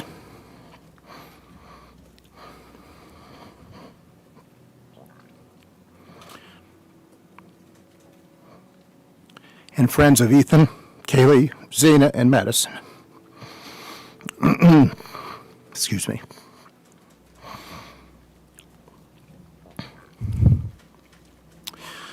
Their loss has been devastating, and they were bright lights in our community and are deeply missed and remain in our thoughts and our prayers. We've been working with Moscow Police since we were notified on Sunday of the crime. We've helped when asked and continually pushed for information whenever possible, knowing that we cannot interfere with the important work and good investigations that are occurring. We just want justice for these victims. Our focus at the university is to support our students and our employees. We are encouraging students and employees to take care of themselves as we head into Thanksgiving break. I want to take a moment to commend our faculty and staff who have been on the front lines helping our students, whether that is providing counseling to those in need of support, accommodating those who want to travel home, or engaging those who find comfort in staying busy interacting with their peers and our instructors in class. Our employees stepped up when our students needed them. While we have relied heavily on the expertise of Moscow Police, we feel confident that remaining open with flexibility to leave allows our students to decide what is best for them. The weeks ahead will continue to challenge us as this loss and the circumstances around this crime become known. We will support each other as we grieve, and we'll move through this together as a Vandal family. Thank you. I would like to have Colonel Kedrick Wills come to the podium, please. Good afternoon. My name is Kedrick Wills. I serve as the director of the Idaho State Police. And as we have this discussion today, I'd like to express my appreciation for your attendance here because it's important, vitally important, that we get the information that we have out to the public. Crime knows no boundaries, and these murders have shaken us to our very core. You heard the university president as well as the chief of police talk about this small community, and it's a very close, tight-knit community. And our hearts break for the families that lost their loved ones, the University of Idaho, the Moscow community, and even within our entire state.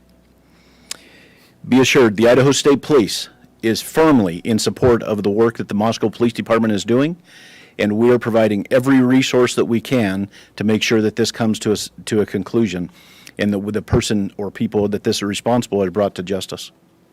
It's so important that you understand that this takes a team effort. This is teamwork with the university, with the Moscow City Police Department, the Latah County Sheriff's Office, the Idaho State Police, and the Federal Bureau of Investigation. It takes everybody to be able to do this. And it's a balancing act. It's a balancing act of getting the community the information that they need to have with making sure that we provide a case that the Latah County Prosecutor's Office can go forward with. Governor Little, Idaho's governor, has assured me that the full weight of all the resources we have within our state are available to Chief Fry and to his team. Our crime lab is also involved with processing evidence, and our law enforcement throughout the region, state and federal agencies continue to provide resources. From the Idaho State Police's perspective, we provided detectives here from this area, as well as detectives from out of the area, state police detectives, as well as patrol resources and communication assistance as well to provide for Chief Fry and his team. Following this briefing, our communications director from the Idaho State Police, Aaron Snell, if you'd raise your hand, Aaron, he will be the contact for all press media inquiries from here on out. He'll be working closely with Chief Fry and his team. And we have additional, like I said, additional patrol and investigation resources brought to bear here as well. We want to do everything we can to make sure that this is done correctly and that the people that are responsible for this are brought to justice. So at this time, I'm going to open it up to some questions that I'm sure you have, and we'll do the best we can to answer those for you.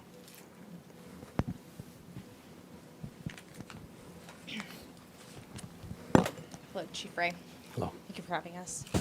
I'm Amanda Rowley with Creme 2 News.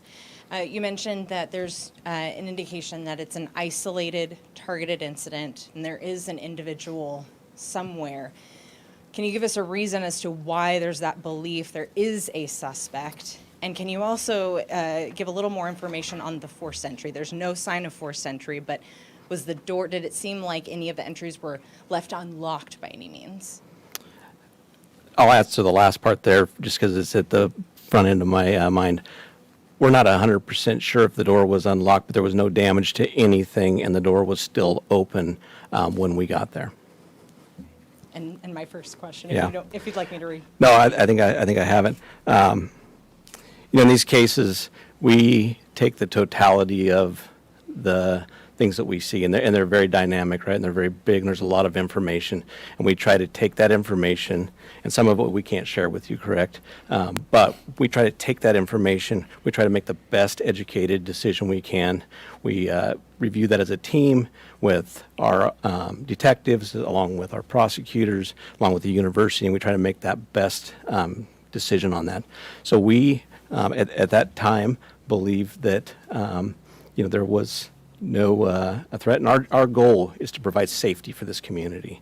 That's why we're bringing in the resources we're bringing. We want a close to this, and we want to do everything we can to let the people in our community know that we care. We want them to feel safe. We want them to be safe, and we're going to do everything we can to do that. And if I could add one more question.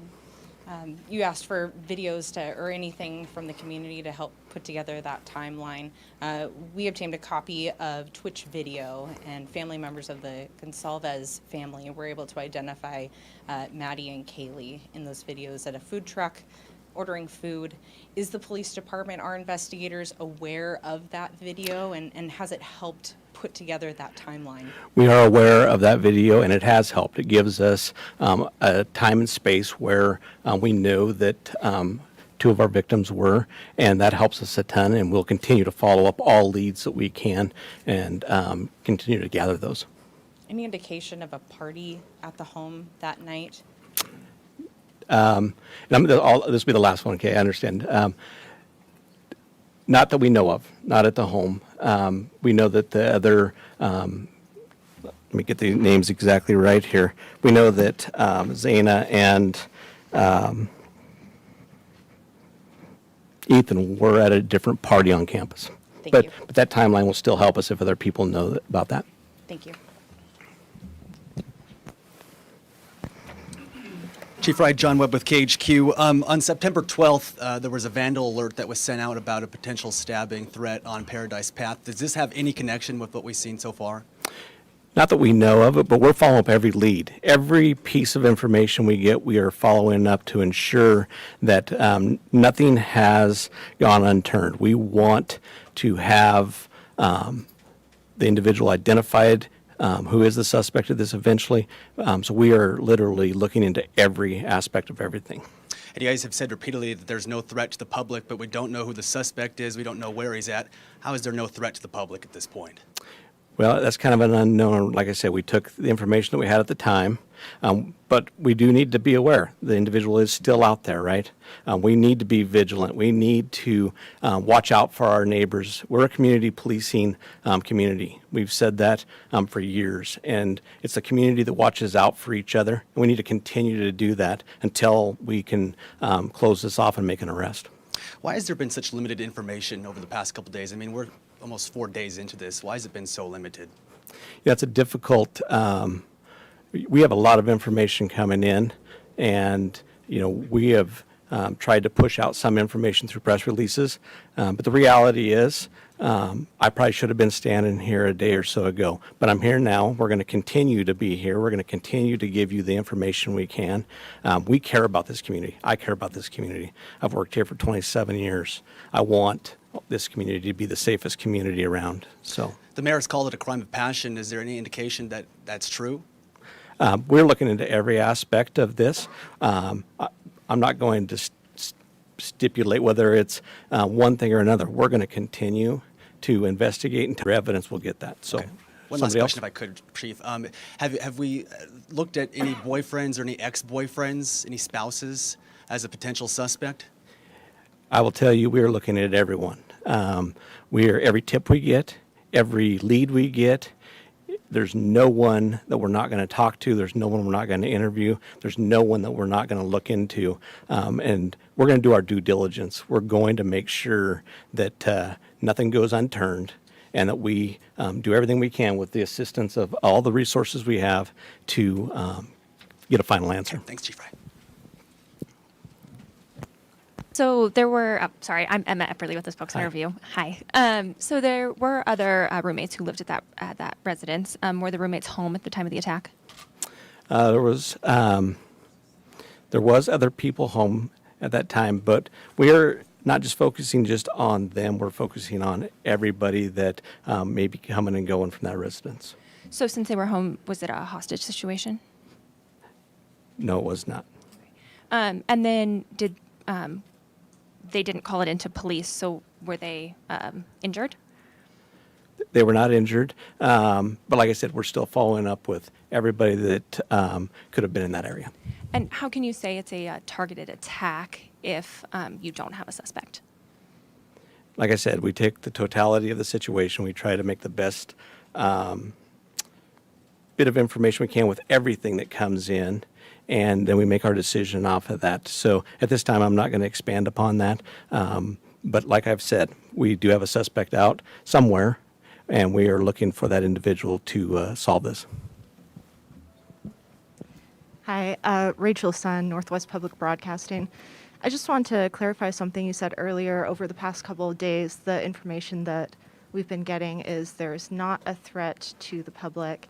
And earlier I heard you say you can't be sure that there is no threat. I just want to clarify what your stance is on that at this time. So we still believe it's a targeted attack, but the reality is there's still a person out there who committed 4 horrible, horrible crimes. So I think we got to go back to there is a threat out there still, possibly. We don't know. We don't believe it's going to be to anybody else, but we all have to be aware of our surroundings and make sure that we're watching out for each other. Okay, and then one other follow-up. I know you said when the call came in, it was for an unconscious person, and also that was a stabbing. It seems, just from an outside perspective looking in, like that would be not the first thing a person calling in would think. You're right. But the report that we got was that it was an unconscious individual. It wasn't until our officers arrived on scene, went in to do caregiving check on the individual who was unconscious, that we found the scene that we found. Okay, thank you. Yeah. Hi, Heather Roberts with ABC News. Just to follow up on what she asked, so the other 2 roommates were there at the time of the attack? All the information that we have from our investigation is that, yes, they were. Okay, but they were unhurt. That is correct. So is there any explanation as to why it took so long then for someone to call 911? You have surviving witnesses to an incident at 3 or 4 in the morning, and the 911 call didn't come until noon? I don't think I ever said that they were witnesses. I said they were there. So, we don't know why that call came in at noon and not in the middle of the night. Would have we loved for that to have happened? Yes, but that's not how it took place. So that's why we're investigating everything still, to try to pull all the pieces together. Were they one of the people, were they the 911 caller? At this point in time, I'm not going to divulge who our 911 caller is, just because I want to keep the integrity of the investigation at this point, okay? Okay. And last question, are you able to tell whether the same weapon was used on all 4 victims? That's why we're having the autopsies done. The autopsy will confirm that and hopefully collect some evidence for us, even from those. That's why you do the autopsies, is to try to be thorough and try to gather more. So we'll leave that would probably be something that would come out later. Okay. Excuse me, Derek Shug, Fox News Digital. Was there anything missing in the home, or Were the purses still there? Any robbery attempt, anything like that? Nothing that we have identified. And I'm going to take about 2 more questions, all right? Hi, I'm Tim with the Daily Evergreen. I was just wondering, were the 2 other individuals present at the home when police responded at noon? Yes. Okay. Chief, if you don't mind elaborating a bit more on those 2 people. Was it 2 people? What have those people shared about the circumstances of that night, what they saw or didn't see? Well, I'm not going to go into what they shared that night. Obviously, that's part of our investigation. That's part of the information that we're trying to build our complete story with. So at that, as far as that goes, we're not going to go any further into what they know and what they don't know. How many were there? We believe 2. Chief, have you looked into the social media accounts of all the different victims? And do you, we understand that one may have had an account linked to her Instagram account. Have you looked into those accounts? Have you seen any sort of threats made to any of the individuals? So we are looking at all resources. You know, we got, like I said, the Federal Bureau of Investigation helping us. We got our detectives, our forensic detectives looking into that. We're trying to pull this whole picture. We're looking at everything that we can look at, social media, et So to answer your question, yes, we are. Were the victims all found in one part of the house? I'm not going to divulge that either. That's part of our investigation. And at this time, I'm going to go ahead and close this off. But if you'd like to, if you have any questions for the university, we'll open that up at this point in time.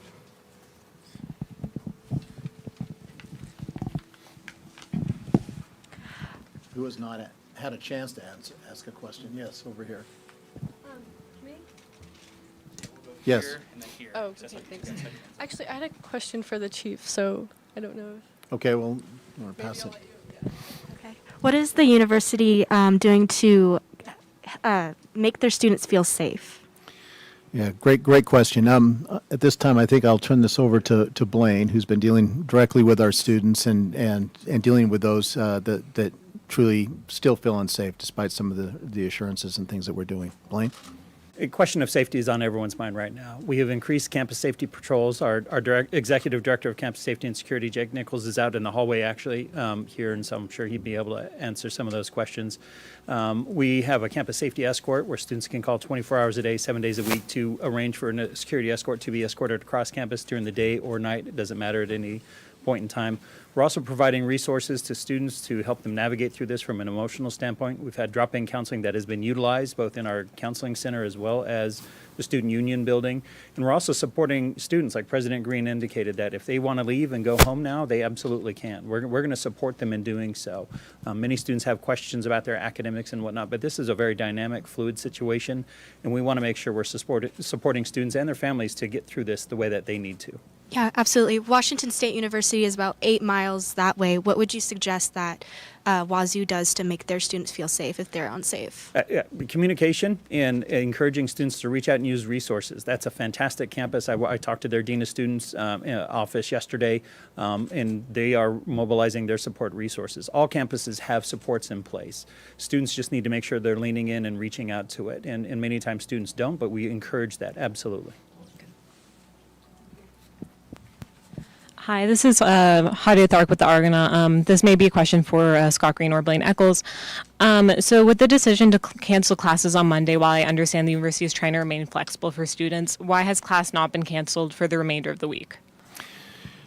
Well, because a number of our students still want to go to class. They gain comfort in being around their other students. They gain comfort from interacting and staying busy with their faculty and attending classes, labs. Some are working on their semester projects. So we've heard from them. At the same time, we want to provide the ability for any student who did not feel comfortable staying around, who did not want, who was unable to process that way, that they had that opportunity to go, and we've been helping them as well. All these absences are excused. We've asked our faculty to work with those students who chose to go, so we felt this was the best way, to respond, to give as much flexibility as we could to our students and our faculty. And frankly, I think they've done a very, very good job. Thank you. Is the university working with the parents or the families of the victims? Are you in touch with them? They are. I'll turn that back over to Blaine. I know he's been in, we both have been in contact with the families, but he's been very close to it. And so, Blaine, you want to take that question? Absolutely. You know, one of the hardest jobs I have is talking to parents it's the absolute worst part of my job. And so I've reached out and made contact with all the families. We've offered our support, and we're going to stay in constant contact with them. I communicated with them almost every day. We usually give it a little space and time before we reach out, just for the sheer shock of absorbing the loss of a child and what that looks like. But we're going to stay in support of them moving forward for the weeks and months to come, and in whatever capacity they need. We've talked to a few of them, and they've expressed some frustration with the lack of communication from investigators and from the officials involved on that side of it. Has the university heard that from them? How are you working with them to help kind of close that communication gap? Sure. I do know that Captain Barrett from the Moscow Police Department is also in constant contact with them. He reaches out to them on a regular basis from that standpoint. I think it's safe to say everyone, the families most of all, want information, and they want justice. And I can't do anything but honor what their needs are and what they are. Whenever I hear a concern from the family members about what's going on, I definitely make sure I communicate that to the Moscow Police Department. They're very busy. They're working, the men and women of this department are working really hard on their behalf and on our community's behalf. But if I can be a conduit to share information, we're absolutely going to do that. Has there been any update on the candlelight vigil that is postponed until after the break? I believe it's November 30th. November 30th. November At what time? We're looking at 5 or 5:30. We're trying to finalize. Well, let me say. Yeah. There was a candlelight vigil that was originally scheduled tonight, but because of the volume of students who have left, we want to make sure we're creating a space where they can participate. We don't want someone driving back during this time to do that. So we have rescheduled to November 30th. We haven't finalized the time. We will definitely be sharing that out to our students in our community and the larger community. We're just finalizing some details. We're going to communicate that with the families as well. It'll be on campus. We haven't figured out the location yet because we're going to be monitoring what the weather looks like. We anticipate a large amount of individuals. That being said, we also have two communities that are just providing beautiful support. There's a candlelight vigil in Boise tonight in honor of our lost students. And there's also a candlelight vigil tonight in Coeur d'Alene. And I say nothing but thank you and for the love and support from those communities that are supporting us. And we've seen that support come across the country and around the world for the University of Idaho and these families. And so it's a beautiful thing. President Green, can you talk a little bit about the vandal alert that involved the knife and how the university handled it and what you found in that case? Yeah, so basically we were just responding to the information that we had from the Moscow Police Department at that time. We have an incident response team. We gathered Sunday as we were notified by the Moscow Police Department that there had been a crime committed.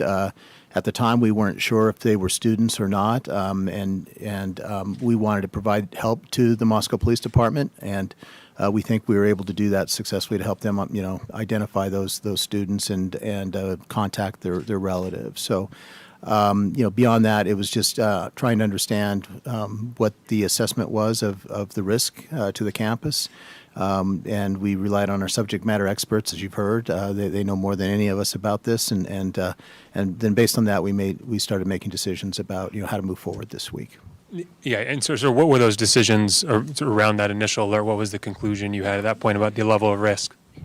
Well, of course, your first, on the first vandal alert, it was high risk. We had really no information, and we asked our students to shelter in place, and until we got the all clear, it wasn't an all clear, but a reduced risk where we could where students could start to move around more freely. We had people sheltering in places like the library and the Pittman Center and places around campus, and we didn't want to keep them there all night if we didn't have to. And so as soon as Moscow Police Department determined that it was safe for them to begin moving around but be vigilant, we sent the other vandal alerts. Yeah, my apology. I was referring to the earlier vandal alert involving the threatening with the knife that happened in September. Yeah, you want to respond to that? Thank you, Blaine. So that vandal alert, we had a group of students walking back to Greek Row from a location off campus. they encountered an individual who was not affiliated with the university.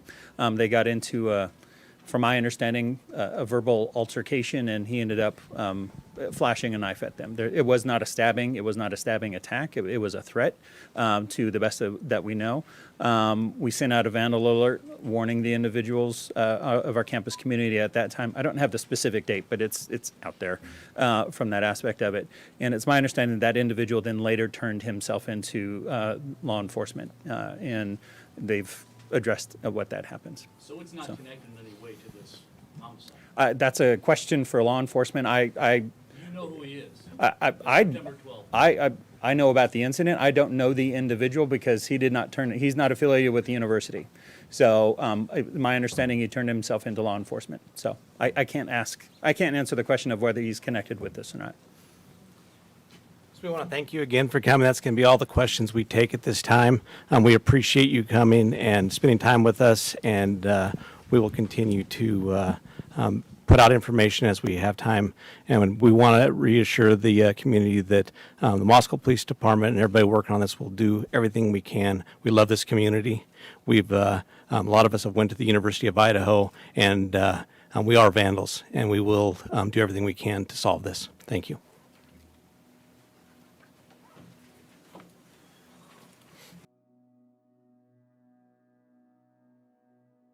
Good afternoon and welcome.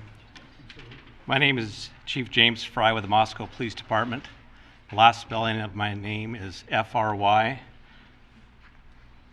I'd like to introduce Moscow Police Captain Roger Lanier, Colonel Kedrick Wells of the Idaho State Police, University of Idaho President Scott Green, Dean of Students for the University of Idaho Blaine Eccles, and Latah County Prosecutor Bill Thompson. This incident has shaken our community, has continued to shake our community, and we continue to mourn for the victims. We will continue to vigorously pursue the investigation and pursue justice in this case. It is a complex and terrible crime, and it will take some time to resolve. Today, we want to clarify what we know and where we're at in this investigation. Our primary goal is public safety and to get a completion of this case and bring someone to justice. We continue to dedicate all the resources to this investigation. We've had 646 tips received, and all will be processed, vetted, investigated, and cleared. We've done over 90 interviews in this case so far, and the Moscow Police Department is utilizing the assistance from the Idaho State Police, the Federal Bureau of Investigation, and Latah County Sheriff's Office. The personnel that has been assigned to this from the Moscow Police Department is 4 detectives, 24 officers, and 5 support staff. Federal Bureau of Investigators, we have 22 investigators in Moscow, 20 additional are assigned and located in the Treasure Valley, Salt Lake City, Utah, and West Virginia. We have 2 behavior analysis individuals from the Federal Bureau of Investigation.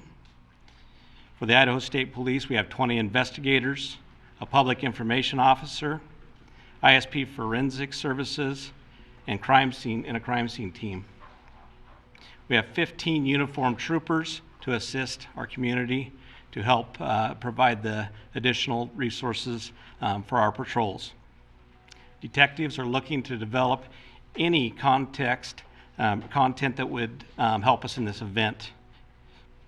Anyone who has observed any notable behavior or has any video surveillance or can provide relevant information about these murders, please call our tip line at 208-883-7180. Or you can email the tip line and that is tipline@ci.moscow.id.us. At this time, I would like to introduce Captain Lanier to give you some additional information.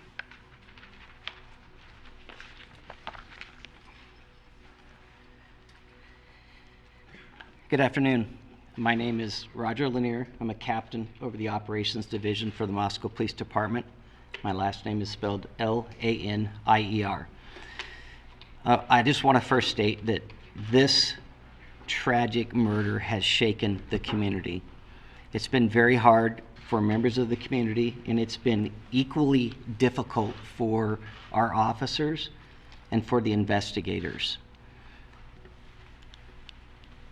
We will continue to put all of our resources towards investigating and bringing this to a resolution. Here's what we've determined so far. On the evening of November 12th, Kaylee Goncalves and Madison Morgan were at a local bar and were later at a food truck in downtown Moscow. They arrived home at approximately 1:45 a.m. on the morning of November 13th. Ethan Chapin and Xana Kernodle were at the Sigma Chi house before also arriving home at approximately 1:45 a.m. Two surviving roommates were also out in the community, and they returned home at approximately 1 a.m. and did not wake up until later that morning. On the morning of November 13th, at 11:58 a.m., a 911 call was placed to the Whitcomb Dispatch Center reporting an unconscious person. The call originated from inside the residence and was made from the phone of one of the surviving roommates. Moscow Police Department officers responded and located 4 victims, 2 on the 2nd floor and 2 on the 3rd floor. The Latah County Coroner has conducted autopsies, and detectives have been provided with the results of those autopsies. We know that the autopsies confirmed the identity of the 4 victims, determined the cause and manner of death as homicide by stabbing, and determined that it was likely all 4 victims who were asleep during the attack. Some of the victims had defensive wounds, and each victim was stabbed multiple times. There was no sign of sexual assault. Investigators have determined 2 areas of interest within the city and have provided maps which are on our Facebook page and on our website. And these are areas that they have canvassed for additional surveillance video and tips, and have contacted several residents in the areas. The areas are generally south of Taylor Avenue to Palouse River Drive and west of Highway 95. Detectives have also canvassed several other neighborhoods looking for evidence, looking for additional surveillance video, and contacting residents and speaking to them to see if they may have heard or seen something. I want to address several areas of speculation, conjecture, and misinformation that has circulated on social media platforms and otherwise. We do not believe the following individuals are involved in this crime: the 2 surviving roommates, a male seen at the grub truck food vendor downtown, specifically wearing a white hoodie, a private party who provided rides home to Kaylee and Madison in the early morning hour of November 13th. Additionally, the identity of the 911 caller and the 911 call have not been released, so any information out there is speculation about that. Investigators are aware that multiple phone calls from Madison and Kaylee's phone were made to a male subject. Any online reports stating that the victims had been tied and gagged are not accurate. Detectives seized the contents of 3 dumpsters on King Road and searched those dumpsters in an effort to find additional evidence, but nothing of note was discovered. Early in the investigation, local businesses were canvassed in an effort to see if any fixed blade type knives may have recently been purchased. And currently, there are no suspects in custody, and we have not located a weapon. I want to assure you that every investigator involved will continue to put all of their resources and all of our partner agencies' resources into continuing this investigation. We do appreciate the community support. We understand how stressful it is, and we will continue to work through this situation. At this time, I would like to turn the mic over to Colonel Wills from the Idaho State Police.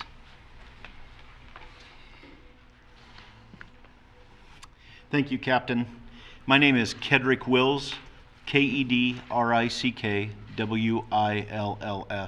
and I serve as the Director of the Idaho State Police. And I appreciate your attendance this afternoon as we talk about this horrific, horrific crime.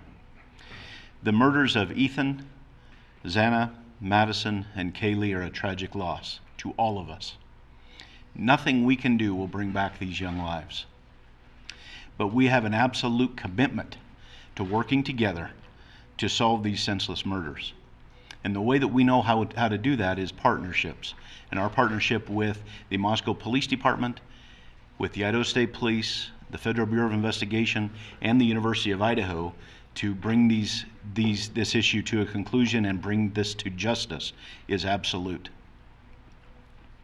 We continue with Idaho State Police resources here on the ground in Moscow and throughout Idaho. Whatever the needs are, that's what we want to do. And the chief spoke about the Idaho State Police resources that are here, and he spoke about patrol resources. And we have those uniformed troopers here in Moscow and on the campus of the University of Idaho to help people to feel safe and to provide that security to the people that are here, both in the student body as well as in the community at large. And we will continue to do that as long as is necessary throughout this time. In addition, that's in addition to our forensics team that was here, in addition to our investigative team and all the other state police resources. We know that people want answers. We want answers too. As was already mentioned, this is really, really difficult for those investigators, those dedicated professionals who are investigating this crime. And a lot of people have expressed their desire to help, and the best thing that most people can do to help is to stop with any kind of rumors and just seek official information that comes out of the Moscow Police Department. Anything that we have that we can share from a law enforcement perspective, we will be sharing just as soon as we can, because that's how we think that we can get this to conclusion. Please rely on official sources of information, and please be patient. I understand that everybody wishes that this was solved already, but these things take time. It takes time to work through. You heard the stats of all the tips and everything, the interviews and everything that's been done. This takes time for our investigators to work through. So please be patient as we work through this investigation. We owe this to these young kids, to these young adults. We owe it to them. And we are absolutely dedicated to make sure that happens. Thank you. At this time, I'd like to introduce the University of Idaho President Scott Green. Scott Green, President, University of Idaho. Last name spelled Green, like the color. First, we continue to extend our heartfelt condolences to the families and friends of the victims. As stated earlier, we want justice and appreciate the increased resources from the Idaho State Police and FBI that have been brought to bear on this crime. We fully appreciate and share the frustration of our students, employees, parents, and community members who continue to push for answers. While we wait for answers in the investigation, we've ramped up our security safety practices and are listening to students and supporting them in any way possible.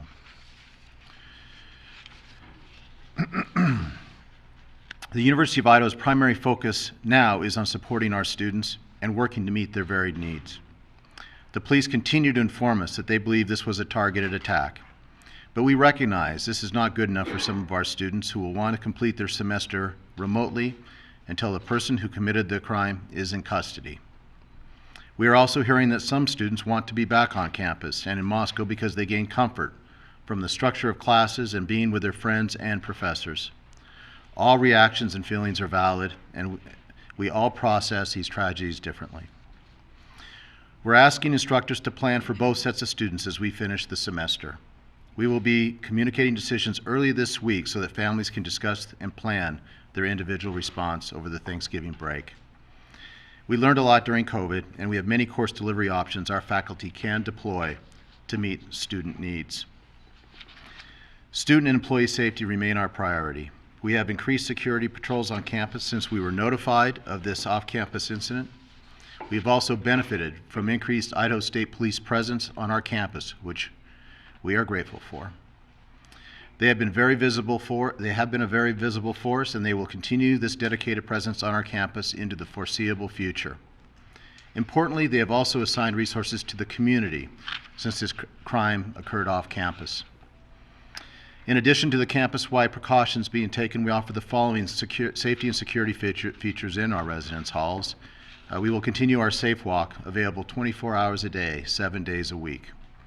All residence halls are locked 24 hours a day and only accessible by students that live in the building. All guests must be accompanied by a resident of the building. Each residential community has a dedicated resident assistant staff and a live-in full-time resident director to help ensure a safe environment. Every evening, there are resident assistants that are on duty to perform safety and security rounds in their area, including during fall break. Housing and Resident Life always has at least 2 full-time staff members that are on call to provide support and emergency response 24 hours a day, including over the fall break.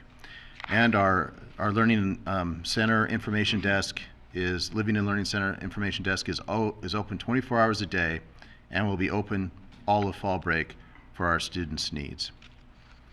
While we certainly hope there is a swift closure with the arrest of whoever is responsible for this crime, we must also be prepared for all the possibilities, including a lengthy investigation.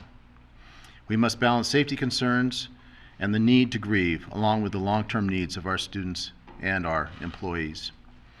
We're making security our top priority. We are also planning for the very real possibility that some students aren't comfortable returning to campus. We will do our best to meet the needs of all students. Our faculty is working hard over the break to consider alternative delivery methods. We will also continue making counseling services available for all our students and employees as we process our grief. The care and concern for our Vandal family is our primary role, and we take that very seriously. We are a Vandal family, nothing means more to us than family. And I'd also like to just thank all those for the great outpouring of support we've received from the nation. It's been incredible time, and all those who stand in solidarity with us, just know it means a great deal to us. Thank you.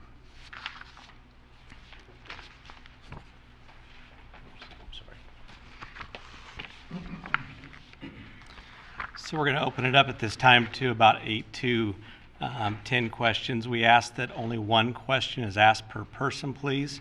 And I would also like to just see if there's an Argonaut reporter here. I think it's only fair to give our student reporter the first shot. Speak up if you're in the room, if you're from the Argonaut. Are you from the Argonaut? Are you from the University of Idaho Argonaut? Is anybody from the University of Idaho Argonaut? Okay. Okay. Thank you. Good afternoon. I'm Ted Williams, Fox News. You all have said that these killings are targeted. Can you share with us why you believe they are targeted killings? And do you know who, if any, of the victims were the actual targets of the killings? As we stated earlier in the previous press release, or press conference, we believe they're targeted because we take a totality of all the circumstances that we're looking at. Do we know any one person that it was targeted? We're not able to say at this point in time due to our investigation, but we still believe that. But we, like I said, we take a totality of everything that we're looking at. Chief Glenn Mosley, Idaho Public Radio here in Moscow. On the resources, do you have the resources that you need? We do have the resources. It is an incredible outpouring of what we received from the Idaho State Police and from the Federal Bureau of Investigations and Latah County. Anything we ask for is given. So at any time, if we need additional, all I have to do is call the colonel, and he will provide that. He's already guaranteed me that, and I know the FBI has said the same thing. Hi, Emma Epperly from the Spokesman Review. I know you've said you're not going to release who the 911 caller was, but was the killer the 911 caller? I will tell you no. Can you clarify, you said it was made from the roommate's phone, but you didn't say the roommate made the call. So did the roommate make the call on the roommate's phone, or can you clarify if it was another individual who made the call? Actually, if we could just go to this one first. And Well, it's a follow-up, that's why I wanted to. so what I'll say to that is it was made from the roommate's call, or phone, excuse me, and we're not going to divulge who made that call. It's part of our investigation still, and when we get ready to release that, we will. Hi, Christina Corbin with Fox News. The male subject whom the women called, has he been ruled out as a suspect or person of interest? Everything that we have taken from those calls, we have followed up on, we've cleared, and we believe that there's no connection there.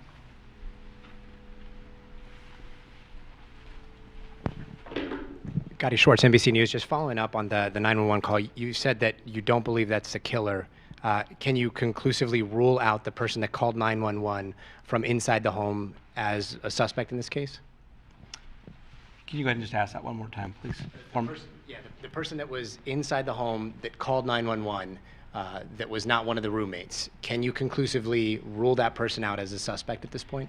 I don't think I said that it wasn't one of the roommates. I said that it was used with the roommate's phone. I believe somebody asked if that was the killer, and you said no. No, that's correct. Was there someone there other than the two roommates when police responded to the home? So will you clarify that for me? You're not confirming a roommate called 911, but you used the roommate's phone. So was there someone else at the home other than those two roommates? There was other friends that had arrived at the location. How many? And was that who made the call? Honestly, I'm not quite sure at this time, to be quite honest. Do you guys have any idea if the killer's still within the community, or are you looking outside the community for the killer in terms of their physical location? We are looking everywhere that evidence would lead us. I can't say if the person's here. I can't say what community the person's in. We're utilizing every resource we can to make that location of that individual. And part of that is the safety of our community is paramount, and that's why we brought in the resource that we brought in to keep our community as safe as we can. Being so close to the border, does that make it kind of automatically an interstate investigation? Can you comment on that? I cannot comment on that. I'm not even aware. If you look in Washington at all, I guess, for... We're looking everywhere. I'm going to take two more questions. Do you still believe this attack was done by one perpetrator? And if so, how does one individual kill 4 people at night and not wake up the other 2 roommates? Our investigation will continue to look at all avenues of that investigation. I cannot disclose any of that information. I don't even know that information at this point in time, and that's why we're continuing to investigate. So you don't know how this happened without the other 2 roommates hearing it or waking up or noticing? We do not. One more question. Hi, Angela Palermo, Idaho Statesman. In the press release yesterday, you confirmed that the victims were found on the 2nd and 3rd floors of the home. Can you say which of the victims were found where?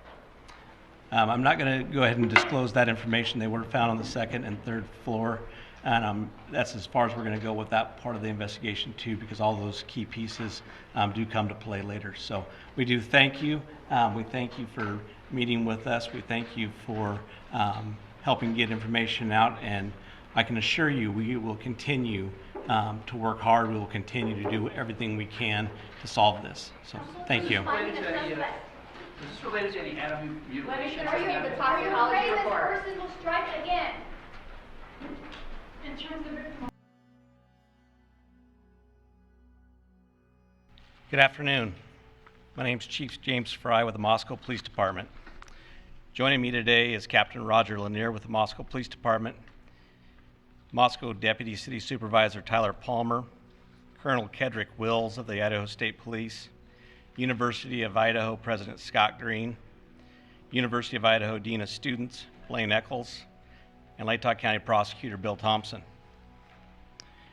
We are thankful for all the tips and leads the public has provided in Ethan, Xana, Kaylee, and Madison's murder investigation. No bit of information is too small, and every tip will be pursued. So far, this information has helped investigators build a picture of the areas of interest and the relationships these four had with each other and our community. We still believe there's more information to be gathered, which will continue creating a window through which we view this case. We all want to understand why this happened and what drove someone to do this. The families of those involved and our entire community deserve to know. We ask anyone with any information related to what happened with these four who are in our community, their interaction with others, and whether they expressed concern or commented about someone or something strange, to get that information to us. Even if you don't believe it is relevant, investigators will review and determine if and how your information builds the picture. Sometimes what a video or picture doesn't show is equally as important as what might be there. Information on how to submit tips and updates on the investigation can be found on the Moscow Police Department webpage. We continue moving forward to understand why this occurred in our community and seek answers to bring justice for the victims and their loved ones, because they deserve it. I personally want you to know we care, and we will continue to work hard to get these answers for these individuals. At this time, I'd like to introduce Captain Roger Lanier for an update on what we can currently share about this investigation.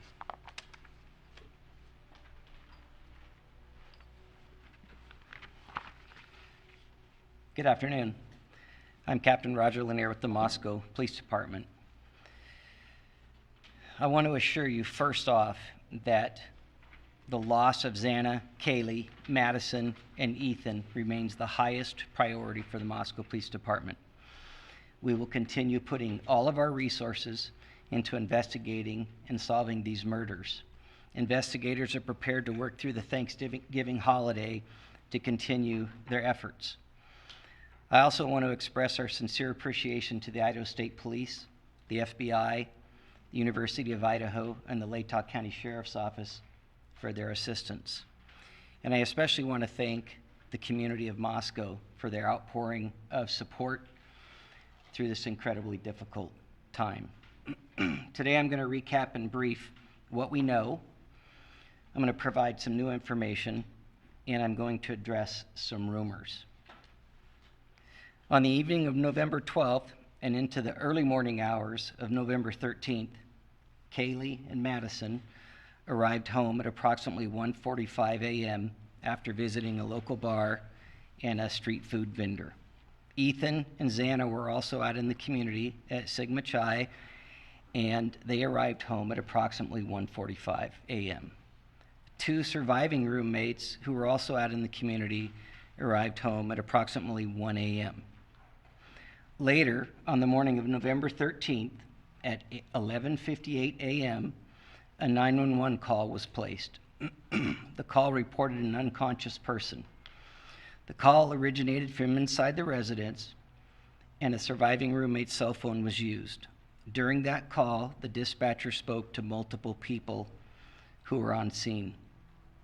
Moscow police officers responded and found two victims, two on the second floor and two on the third floor of 1122 King Road. The results of autopsies indicated that the four were stabbed multiple times and were likely asleep during the attack. Some had defensive wounds, and there was no sign of sexual assault. We do not believe the following individuals were involved: the 2 surviving roommates, the male seen in a grub truck video circulating on the internet, a private party who drove Kaylee and Madison home, any of the individuals who spoke to the dispatcher on the 911 call. We're also aware of a male whom Madison and Kaylee had called several times the morning of November 13th, and we do not suspect that individual. Detectives have canvassed the neighborhoods looking for evidence, physical evidence, video surveillance, and they've contacted numerous residents to see if anybody may have seen or heard anything. They continue requesting tips that can be sent to our tip line or called in to our tip line. The specific areas that we're interested in are detailed on maps on our city website and our Facebook page, but as stated earlier, generally south of Taylor Avenue to Palouse River Drive, and the area west of US 95 over to the Arboretum.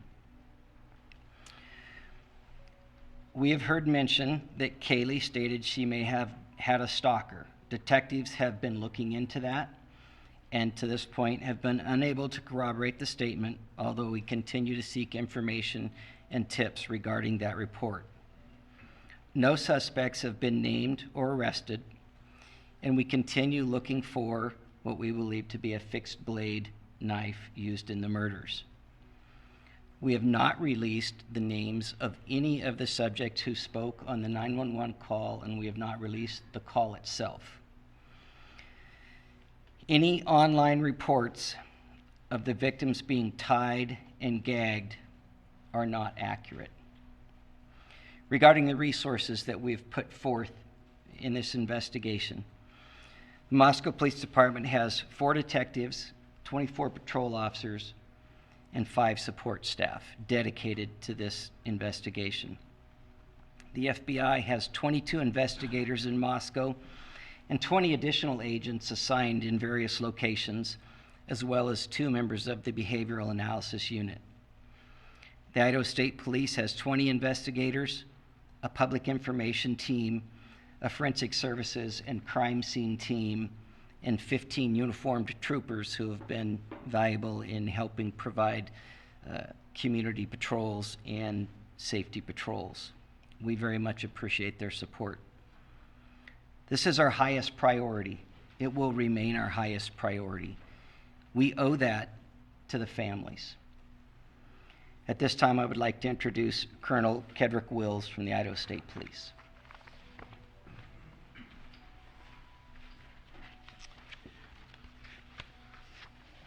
Thank you, Captain, and thank you for those that are in attendance today for your attendance. We really appreciate this.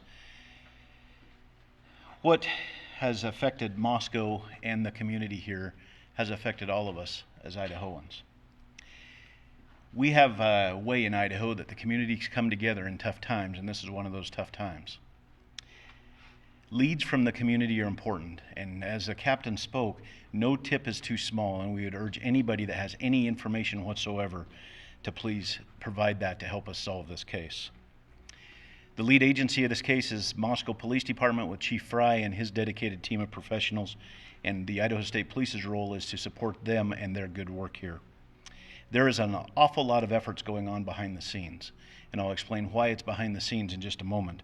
But what can't be seen isn't always known of what we do in law enforcement, and I'd like to explain that in just a moment. But the Idaho State Police and the FBI continue to provide resources to this investigation. I would like to speak for just a moment, if I could, not about this specific case, but rather an overview of how cases are investigated, so that maybe it'll give some sense of the why of the timeline here. We understand you want answers. We want answers too.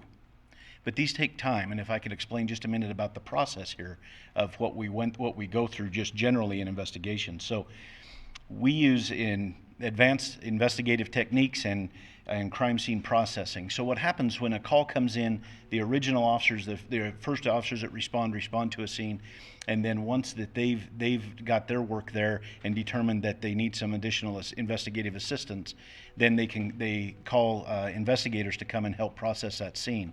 And oftentimes it requires a forensics team to help process that scene. And when I say process the scene, what we're looking for is we're looking for any evidence that may help us to be able to find the people or person responsible for what we're seeing.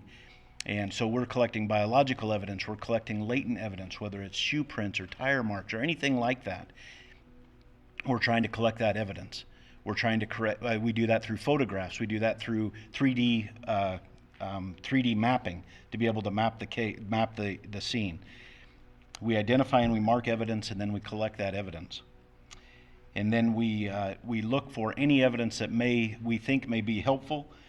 And once that is done, then we package all that evidence up and we send it off to forensics laboratories to be analyzed to see if it can help provide clues of what's happening.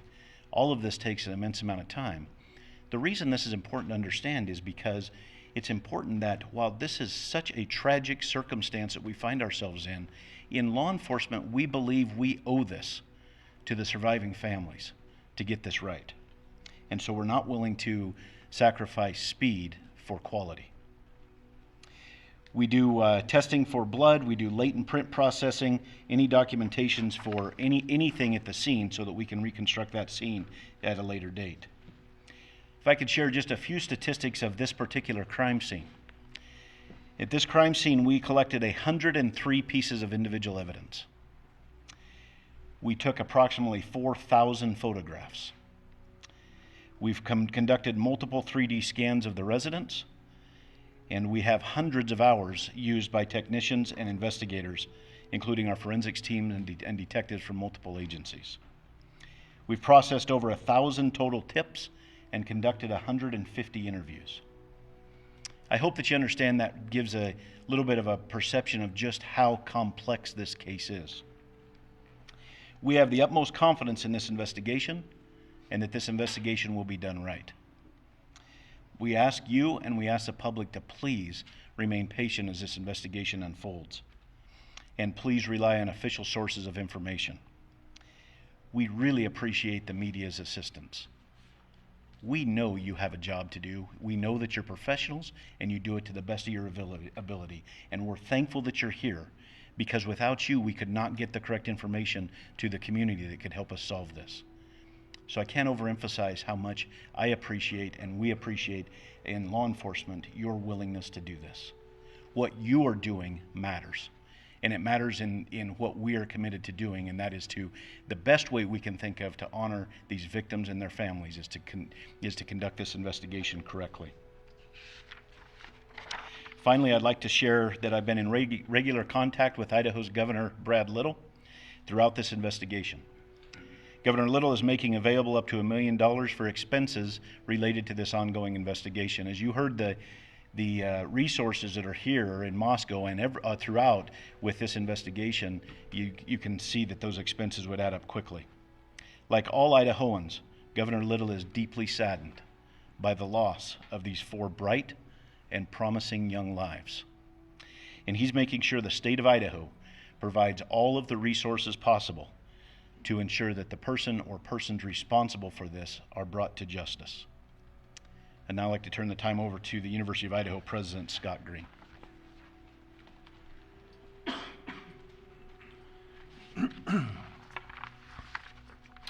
Good afternoon, I'm Scott Green, President of the University of Idaho. We deeply appreciate the kind words of support we have been receiving from our alumni and friends, as well as many others who may not know us but have taken time to reach out. People are donating to the victims' GoFundMe pages and the Bruce Pittman Fund for Students in Need, and they're buying personal devices for our students and continuing to look for other ways that they can help. This is what it means to be a vandal. In the last 24 hours, we have sent updated communications to our students, employees, parents, and alumni. And in those communications, we discuss campus security, services available to our students and employees, our plans for both remote and live instruction to close the semester, and our plans for a candlelight vigil on November 30. All of this is available on our website. We all want swift justice and continue to work with law enforcement to aid them in any way helpful to their investigation. As the investigation continues, we will better know how to proceed in the new year. We will endeavor to find the balance among safety concerns, the need to grieve, and the long-term needs of all of our students and employees. Through everything we do, we will keep Kaylee, Madison, Xana, and Ethan, as well as their families and friends, in our thoughts and our prayers. Thank you. I'm sorry, I need to introduce Deputy City Supervisor Tyler Palmer. Tyler, sorry.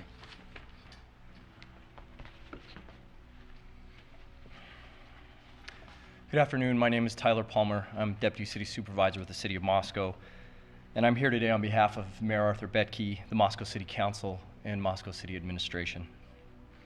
The loss of Kaylee, Madison, Xana, and Ethan has sent an overwhelming, palpable wave of grief, confusion, sorrow, and anger through our peaceful community. Mayor Betke, with the support of our City Council, has instructed staff to marshal all necessary resources for our law enforcement professionals as they diligently work to assure the safety of every member of this community and find the person or people responsible for this. The outpouring of support, kindness, and genuine empathy locally and even globally has been a humbling reminder that those who want to help far outnumber those who want to hurt. And we take some solace in that. To all of you who've reached out, sent letters and cards, provided food for those working around the clock on this investigation, and offered other resources, we thank you sincerely. These continued acts of charity and humanity remind us why we live in this tight-knit, caring community. The City of Moscow is committed to seeing this investigation through to a successful end and will continue to dedicate whatever resources are necessary for that effort. We are thankful for the immense support from the University of Idaho, Lake County, Governor Little and his office, the Idaho State Police, and the Federal Bureau of Investigation. Moscow is my home.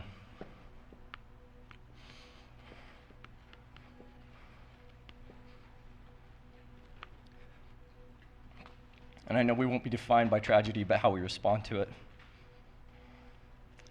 We mourn the loss of these beautiful young people, and we will relentlessly pursue justice on their behalf. Thank you.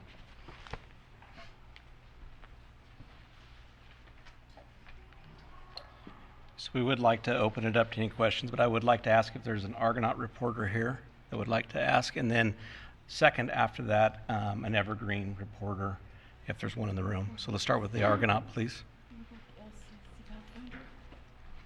I'm with the LCSC Pathfinder. Can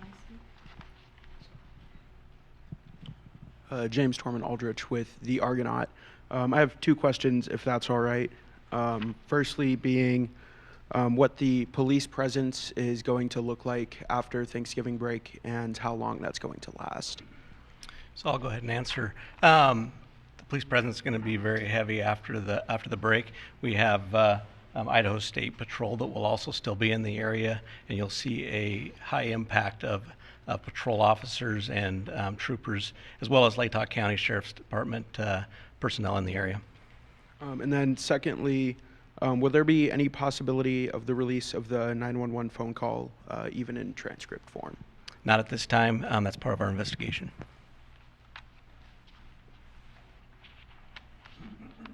Daily Evergreen?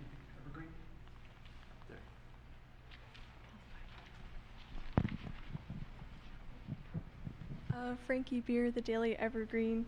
I guess the Moscow PD press release mentioned looking into hundreds of pieces of information about Kaylee's potential stalker. I was wondering what led you to believe she did have a stalker possibly, and why those pieces of information haven't come up with conclusive results. I'm actually going to let Captain Lanier answer this question, okay?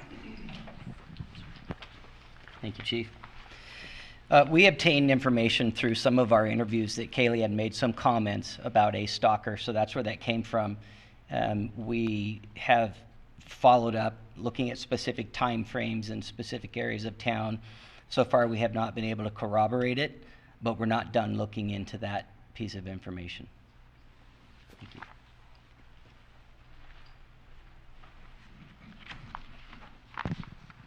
Dan Springer, Fox News. If I can get Captain Lanier. Sir, why not tell the public who the target was? You've said that this was a targeted attack. Why not tell the public who was targeted? If it was multiple people, it would go a long ways to telling the public what you're looking for and who you're looking for, the type of person you're looking for. Why not do that to alleviate some of the fears out there in the community? Well, first and foremost, we have the integrity of the investigation to preserve. And we feel like that information is integral to us and how we conduct our investigation. Releasing that to the public may or may not flood us with a lot of information that's not relevant or specific to what we're looking at. Don't you want more information from the public? We do want more information, but we don't want to put our investigation in jeopardy by releasing what we have. There's always a balance between what you're willing to release versus what you're trying to gather. We told the public very clearly from the beginning that we're looking for a knife. We've told the public very clearly from the beginning that we believe it was a targeted attack. I mean, to be honest, you're going to have to trust us on that at this point, because we're not going to release why we think that.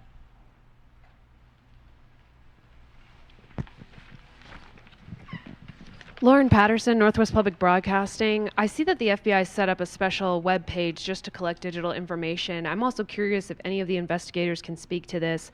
Curious if the Wi-Fi hotspot has been tapped at all. It's possible if the suspect had their phone on them, it may have pinged off the Wi-Fi in the residence. Has that been checked on at all?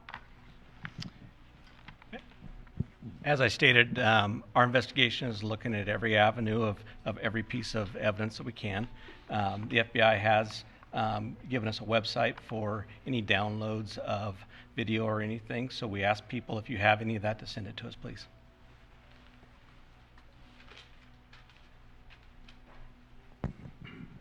Thank you. Natasha Chen, CNN.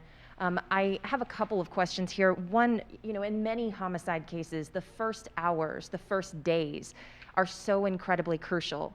Now that we're moving into a window that's further and further away from the incident, does that concern you about the ability to arrest a suspect, or do you have information that you simply can't share with us that makes you confident that you're close to solving this?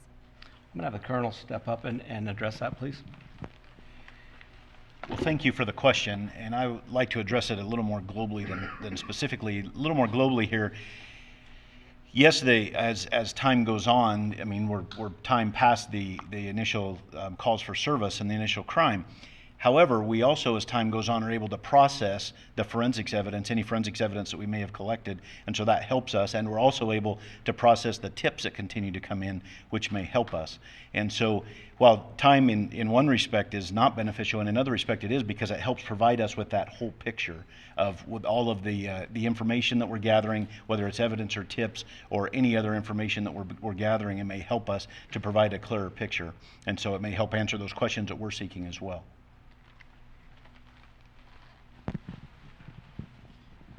Hi, Angela Palermo, Idaho Statesman. I was wondering if there's any evidence that suggests the attacker visited the first floor where the two surviving roommates were. That information will not be released at this time. It's part of our investigation, and as we stated earlier, there's many things that are involved in an investigation that we will release and things we won't.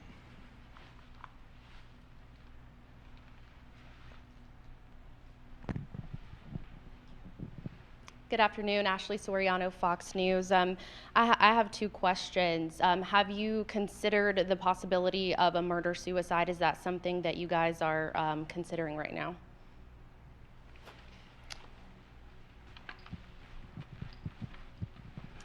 That question has been asked previously, not at a press conference. It's certainly something that we looked at in the early part of the investigation. It is not something that we're looking at this time.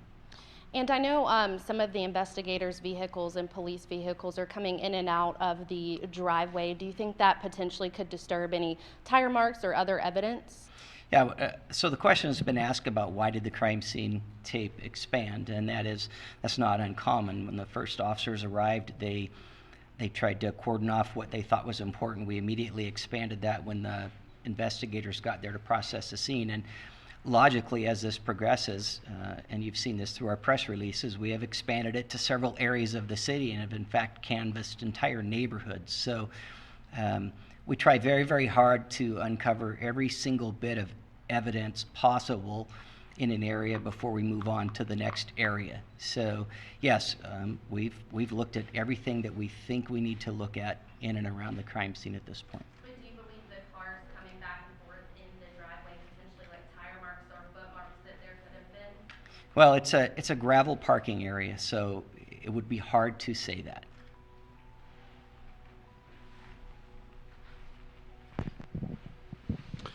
How are you folks holding up? How are your detectives and officers holding up? And Chief, you mentioned that detectives are prepared to work tomorrow on Thanksgiving, so is the expectation that they will be? That is correct. We're going to have many detectives and agents working all the way through this incident. Our people are dedicated. Our people care about this community. Our people want to ensure the community that we're here to bring safety and we're here to get a resolve on this. So we will continue to push through. We'll give people time off as they need it, and we will continue to take care of them. But we're gonna keep pushing on this until we come to a conclusion. Chris Mitchell, KLEW. Is there any plans to increase security for the Apple Cup on Friday?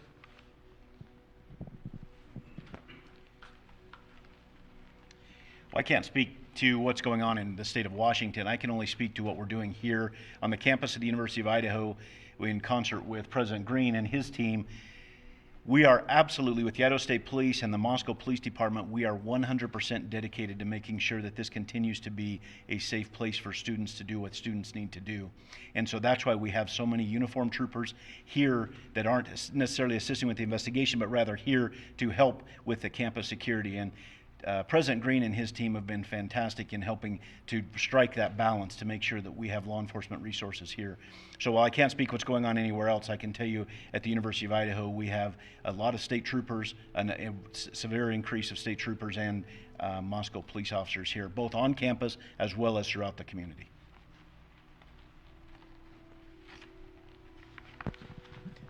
John Gabell, ABC News. Are investigators looking at any possible connection to an unsolved double stabbing in the Salem, Oregon area about a year and a half ago? Specifically, 2 people stabbed in their home in the middle of the night, long knife, no suspect at this point. One died, one survived. I think we're looking at every avenue, and we have other agencies reaching out to us with other cases and stuff that we are doing follow-up on, and we will continue to follow up on those. Are you aware of that case? I actually had a tip come in on that case, and I forwarded it to our tip line. Okay, one more question. Can you confirm the bodies have been released to the families or are being so released today? I believe they have been released to the family, and I know that I believe one of them has already had a funeral.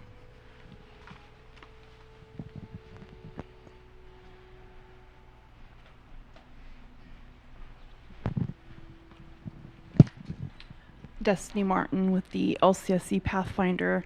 Can you lend any insights into the possibility that the murder weapon is linked to the ROTC program? And also you mentioned that the analysis unit is here. Will we be able to hear anything from them about a working profile they possibly have?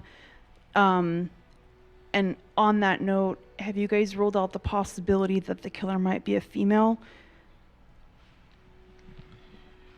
So we look at every avenue. We're looking at every group of people. Like I said early in our first press conference, we're not going to let any stone go unturned. I believe can you just clarify your second portion of that question? Oh, the BAU, sorry. Yes, I would like to know if the BAU has a working profile because, you know, you look at victimology. Sure. Are you able to tell us who was killed first on the time of death so that we may understand, like, who was, if it was a targeted attack, it would make the most sense if they killed one of the roommates first and then maybe the other two, you know, I know Sure. This is not speculation, I'm getting off topic. My question is are you guys looking at a working profile? Have they come up with anything new regarding the motive or intentions of the killer or killers? The BAU unit is working diligently to do what they do. Will that be provided? I'm sure that may be provided once the conclusion of this case comes together. but they are continually taking in information and reading reports and gathering information for that. Good afternoon, Chief. Amanda Rowley with Crime 2. Seeing some speculation with some of the cars being searched this past week. Wonder if you can squash some of the rumors and that speculation. Is there anything you can share specifically on the white car out front, and then a follow-up for the university after? So I'll have Captain Lanier go ahead and come up with that. Thank you.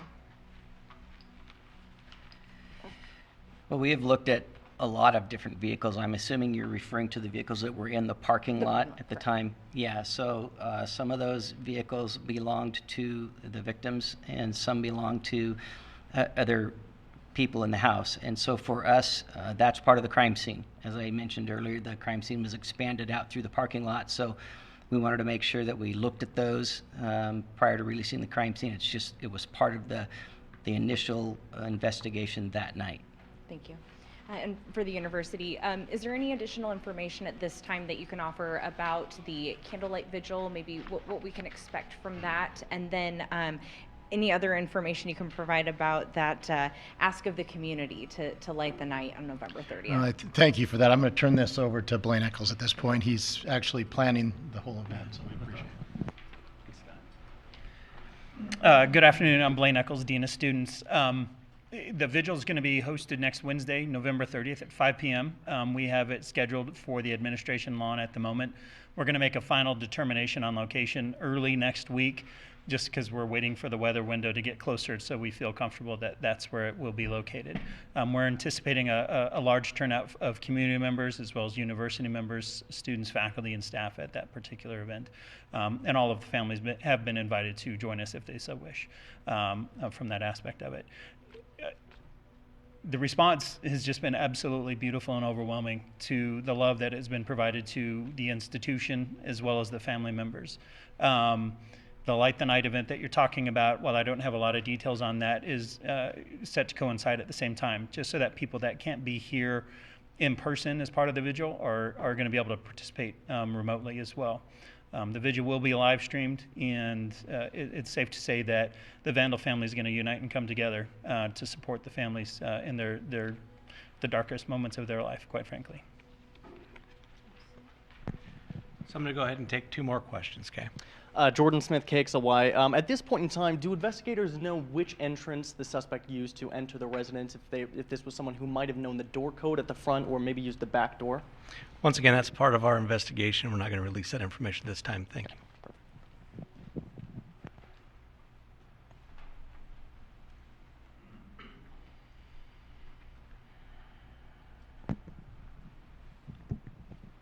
Noah Bolter, Murrow News 8.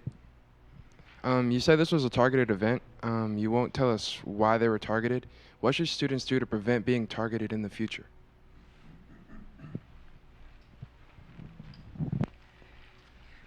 Well, that's a great question, especially in light of what just happened. If you would have asked us 9 days ago,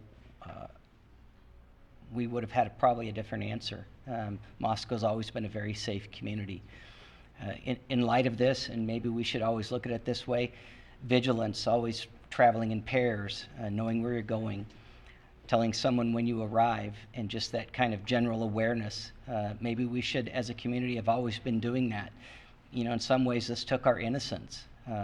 I would tell students that you need to stay with a friend. I know that the university staff is looking at different options to increase some of the safety on campus and providing certain options to students. So, yeah, going forward, there's a lot of things that maybe we wish we would have done before, but we need to start doing now. So I'm going to go ahead and close, but what we do want to let our community know that we do care. We do want to provide a safe environment. We will continue to work hard, and we'll continue to do everything we can. We want people to be vigilant. We want people to report anything suspicious to us and let us get there and handle it. But we are here to provide that safety. So I want to thank you today for coming, and I appreciate your questions.